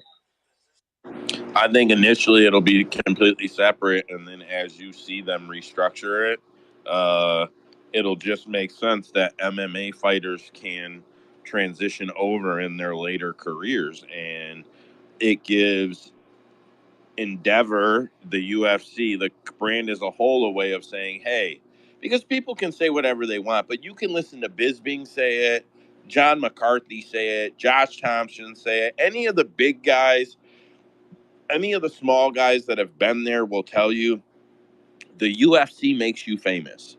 There are interviews of fighters saying, fuck yeah, I took less money from the UFC because they made me famous, which made me more rich because I had way more opportunities, right? Their Yep. marketing machine is tenfold anything else you're going to experience in this business. So this gives the UFC and Endeavor a way to say, yes, we're totally comfortable investing in you when you're young. We invested in you in what we'll call the middle age of your career, and now we can continue to invest in you through the end of your career. As you want to transition over to boxing, we can transition you over here to Top Rank, which still benefits us as a whole, and put you under that umbrella. Those matchmakers, you're not going back and forth. You can't do both. But yeah, we can get you over here, Dustin Poirier, now that you're done with MMA, and you can do Top Rank boxing for 5 years. Yeah, I think it's a phenomenal model for them. And I think they have the talent pool of famed fighters to where it's almost celebrity boxing, but it's not celebrity boxing. Does that make, I don't know if that makes sense to anybody. Like, I don't mean to sound dumb, but it's like you get the name value, but it's not a fucking YouTuber. It's a legit fighter. It's like when you mean when Aldo boxed Jeremy Stevens. Yeah, like same thing. Like it's not celebrity boxing. But those guys had way more. Aldo had way more name value than a no-name boxer, right? And if he would have fought a champion by some chance instead of Jeremy Stevens, the numbers would have did probably even better. So like, yeah, there's just value in these guys, and the UFC has to see that bare knuckle is killing it, taking their old retired fighters. They are fucking killing it, just letting them swing punches. They They don't can't care. You're taking replicate their the retirees, AFC. Joe. They don't give a shit. Yeah, but Then you just bro, and they're you made some of them maxing look out. bad. Fucking Luke Rockhold go over there, gets his ass kicked by Mike fucking Perry. The Do point you is, know though, you why? get more juice out the squeeze. Exactly. Do you know why kerosene exists? Do you know why kerosene lamps exist right now? Why? Because the wealthiest man on earth at the time had runoff from his oil and didn't want to waste the runoff. And he figured out that it was flammable but not very combustible, and that if you give something for it to burn on because of the principal property, it will burn slow. And that is the only reason that we have that kerosene lamps were marketed, because why would you Heaters throw the are waste actually away? the marketing tool for kerosene. Why would Fight that you a different throw day. the waste? But why would you throw the waste away when you can sell it to the people? Well, that's the game. Why are they letting? Listen, bro, they let Chad Mendez. He's still under contract with the UFC. They just let him go make BKFC 20 or 30 million fucking dollars. Mike Perry, who would still be under contract with them if he could box, has made BKFC at least 150 I million can bucks, promise bro. you that Why? BKFC ain't taken away from UFC.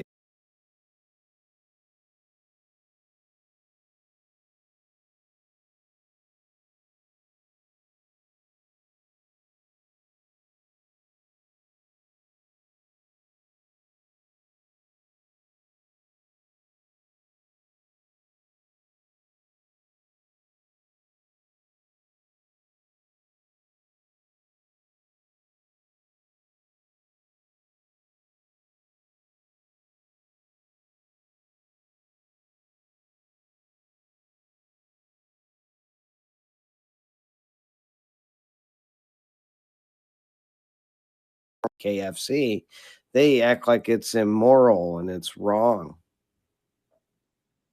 No, but BKFC is making a fortune off of the MMA fan base Well, they because should. we They should follow our because they're fighters. way under the UFC.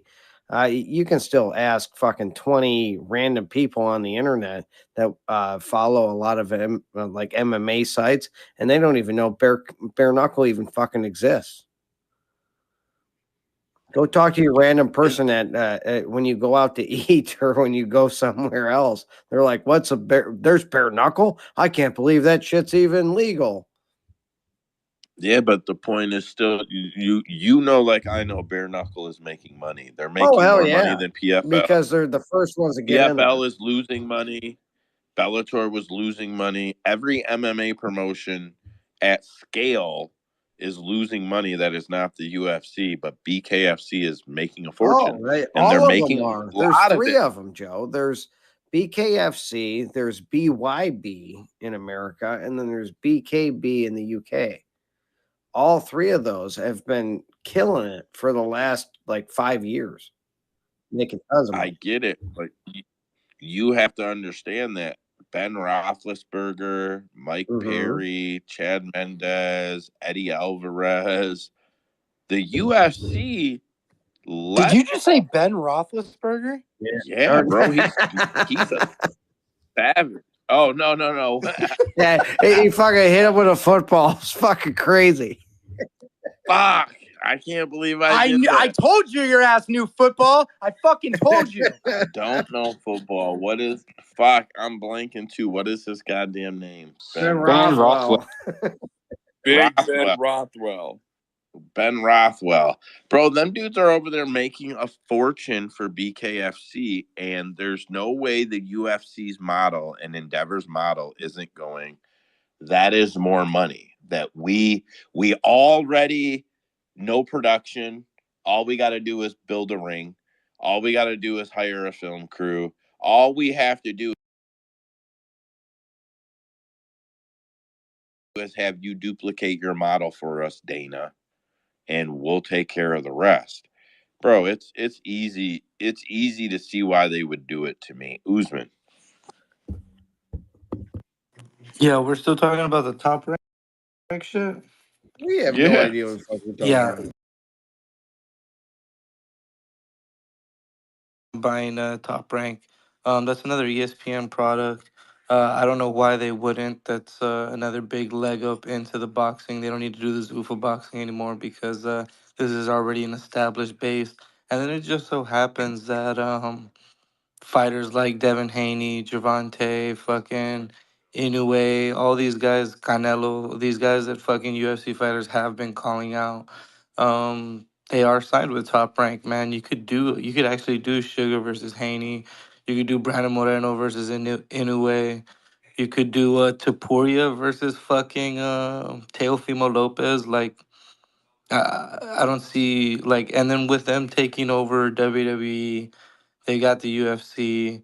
Endeavor, if I'm correct, started off as like a fucking movie talent agency or like a people for fucking movies and shit. Now they're taking big steps into the sports. Like it would be dumb for them to not jump on this opportunity and try to take Top Rank under their wing.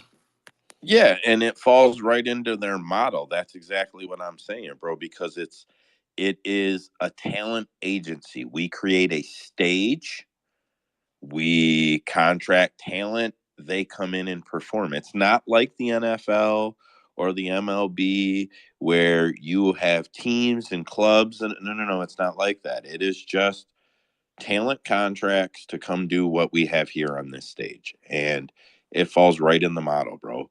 We will hire. Do you figure the UFC's probably got, I can't remember. Dana's told us before how many people work for him in interviews, but I think it's 150 people with the whole production crew and everything work for the UFC.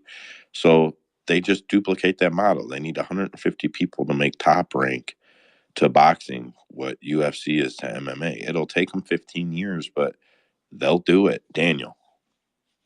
Well, I was trying to say about you said anyone can be famous or it has to be just strictly famous people. I mean, we can expose a Karen who's executive after they said something racist and then they get fired the next day. I mean, that's becoming famous. Look at TikTok, look at YouTube, Instagram. They're full of famous people making, and shenanigans, stuff like that. But, at the end of the day, it's how do you want to be famous? Oh, these people don't care. They just want the UFC to pay make them famous. Um, anyways, that's all I got.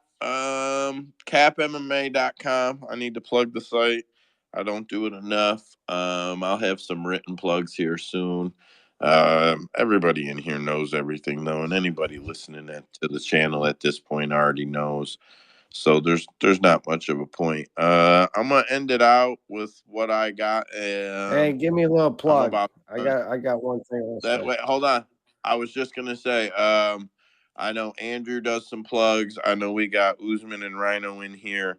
Why don't you boys plug all the shit up for the site and for the other spaces? Okay, so basically we're going to do another space on the 29th this Friday. We're going to talk a little bit of line info. We've been doing some research on trying to understand the breakdowns of these lines and seeing what things we should look for, what kind of ideas. I mean, are we experts? Of course not. That's why we're sitting on here talking to you dumbasses. They're also broke. Okay, but we're going to try and learn together and come up with some ways that we can watch these lines and learn where they're going and try to get on it before everybody else does. That's the plan. So come in on Friday. We're going to talk about that, and we're going to talk about some plans for 2024. That's the idea. It's the end of the year. We'll call it the New Year's episode for the 5 people that watch. Other than that, that's all I got tonight. Usman, if you want to throw anything, go ahead. Now, CapMMA.com. Make sure you check out the website. Linked to over $60. Turn on the parlay calculator. Hit parlays, hit compares. You're able to check every single parlay across all books. We got global odds, regional odds. You go there to the resources. You get stats. You get links to places to watch fights when you aren't subscribed to Fight Pass and ESPN. There's everything you need to help yourself betting. Like Rhino said, we're doing a space on Friday. Last Friday we did a space on discussing close decisions. It got pretty heated a little bit in one of those fights, so go back, re-listen. We might be doing that a little more often because that was a lot of fun.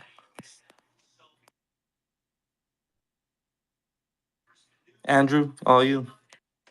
Oh no, y'all guys stole my thunder, so I'm not going to beat a dead horse. You guys got it on the head. Well, that's cool. It's their space and they're putting in the time. Normally we do fight picks on Friday and then they would do their thing on Sunday. Something I'd like to suggest we should do as a group. Um, everybody in here is a regular. We should deposit, say $25 a piece. This isn't no competition or nothing like that. 50, whatever, 30. It's just not a big amount, but relevant enough. We should $1 bet a model, $1 and $2 bet a model. We should come up with an actual model. Hey, if two women average over this amount of time each, we automatically hammer the over 2.5. If they average this amount of time each, we automatically single bet, meaning 1 unit bet, $1 bet. A hammer would be double, So you 2 unit bet if it's over this. You 1 unit bet the over 1.5 is the alt if it's this. But as much as we do this, we should model bet, guys. It is how teams actually create systems, and guys are like, oh, I found this one and I bet it, and other guys fought this one and bet it, and we can track how many times each of those hit and how many times each of those miss. That's called model betting. We as a group should create a model. We should have, I mean, like, fuck, we got too many chats, but we should come up with a way to track it. At least the guys that are in the team room and in the chat group, we should figure that out. Dead Picks, go ahead. Yeah, I want to say we should probably get that Fanatics up and running again, and we should probably start checking our bets if we want to, be taken quote unquote serious. Because that's one thing I kind of noticed, that these other guys have been doing. But yeah, I think Fanatics would be another way. I mean, because we were doing it before, and we were actually getting, pretty interactive with it. I kind of did stop. I'm not gonna lie, but I feel like we should really get back on that. Another thing, guys, go to the YouTube, man. Subscribe to the YouTube. We only got a couple 50 subscribers, but every bit counts, man. I appreciate all the views. If you guys are going back and we're listening at work, I appreciate it. I feel like that's the way to do it. Honestly, if you can't catch us live, go to YouTube, man. And don't forget capmma.com. No scams, no frauds, no trackers, no payments. All you gotta do is just go use it. Fuck with us. Tell us what you think. And yeah, captainmay.com. Oh, listen, I don't care to say this to anybody or who hears it. I'm not giving up the formula. Inside of 2024, you will be able to go make your profile, Cap. You'll be able to go Dead Picks, right? And capmma.com/dead picks will be all your picks. You'll be able to track them right on our site like you can on other sites. We already have that. I could already formulate it. I could already make that happen. But just like them other lame ass sites, it would be clunky where you got to select it, load, We're not, fuck all that. We're not having all that shit. Our shit will be like a live spreadsheet with drop downs and clicks, and we're not doing none of that lame dick fucking 8 loads to fucking create a bet and a card and whatever. I checked that shit out. I'd rather fucking write it down in a book and take pictures. Like, get the fuck out of here with that stupid shit. So we'll have something way better than that, and then that way we can just tell people, and that's not, me, that's not a void promise. That will come on that site. There hasn't been any development this month, but 5 kids and Christmas, boys. So you can figure that out for yourself. Priorities are okay. So Jedi Goodman, who, whatever, he's a good guy, does a lot of research. Follow him on YouTube, or on Twitter. I don't know where the fuck he's famous, but he's on here somewhere. 2023 was 43 UFC events, 520 fights. Favorites went 337 to 156. 6 and 12, which I would assume are, I don't know what the 6 and 12s are, but the favorites went 337 and 156. So that's pretty good How many ratio. draws? So it's got to either be, I don't know. They're down here. So pick'ems were 9 no contests, including line closings. I don't know what the fuck he's talking about there. Red corner went 294 and 211, 9 no contests, 6 draws. 261 finishes, 159 KOs, 102 submissions, 249 decisions, 193 were unanimous, 45 were split, 5 were majority, 5 majority draws, 1 split draw, 9 no contest, and 1 DQ. That was UFC 2023. That's it for me, guys. Thanks for everybody for coming out, hanging out. Dead picks. I know we ain't got a lot of traction there, bro, but I'll formulate something after we get we are pretty established there. I guess just I need a few more weeks. I'll get something flowing so that we can get more traffic on YouTube. We're very appreciative of what you're doing. I feel like I gotta I gotta maybe add some cards or something in there. I gotta make some shit up. I don't know. I'll look into it, man. I gotta browse around, see what everyone else is doing. I'll come back with some ideas. Fuck. Yeah, we probably got to hit a few of them penny ads and shit. They're not a penny, but they call them penny ads. We probably got to hit a few of them motherfuckers up and see if we can just gain some traction. I'm setting up a Patreon. Maybe that'll gain a little traction. We dump it into the site. I mean, I don't need to make no money on it, but we'll see. Anyway, Andrew, thank you for hosting on Tuesdays, bro, because you can see my connection is trash. I was in and out this bitch 7 times, it felt like. Za, you're always here, bro. Connor's been coming through. Daniel every week. Average. I'm glad you've been on Twitter, bro. I know sometimes you ghost us, so cool Love to see you you around, guys. bro. I'm out of here, man. That's it. Good night, y'all. See y'all Friday. Have a good night, guys. Yo, Happy New Year's.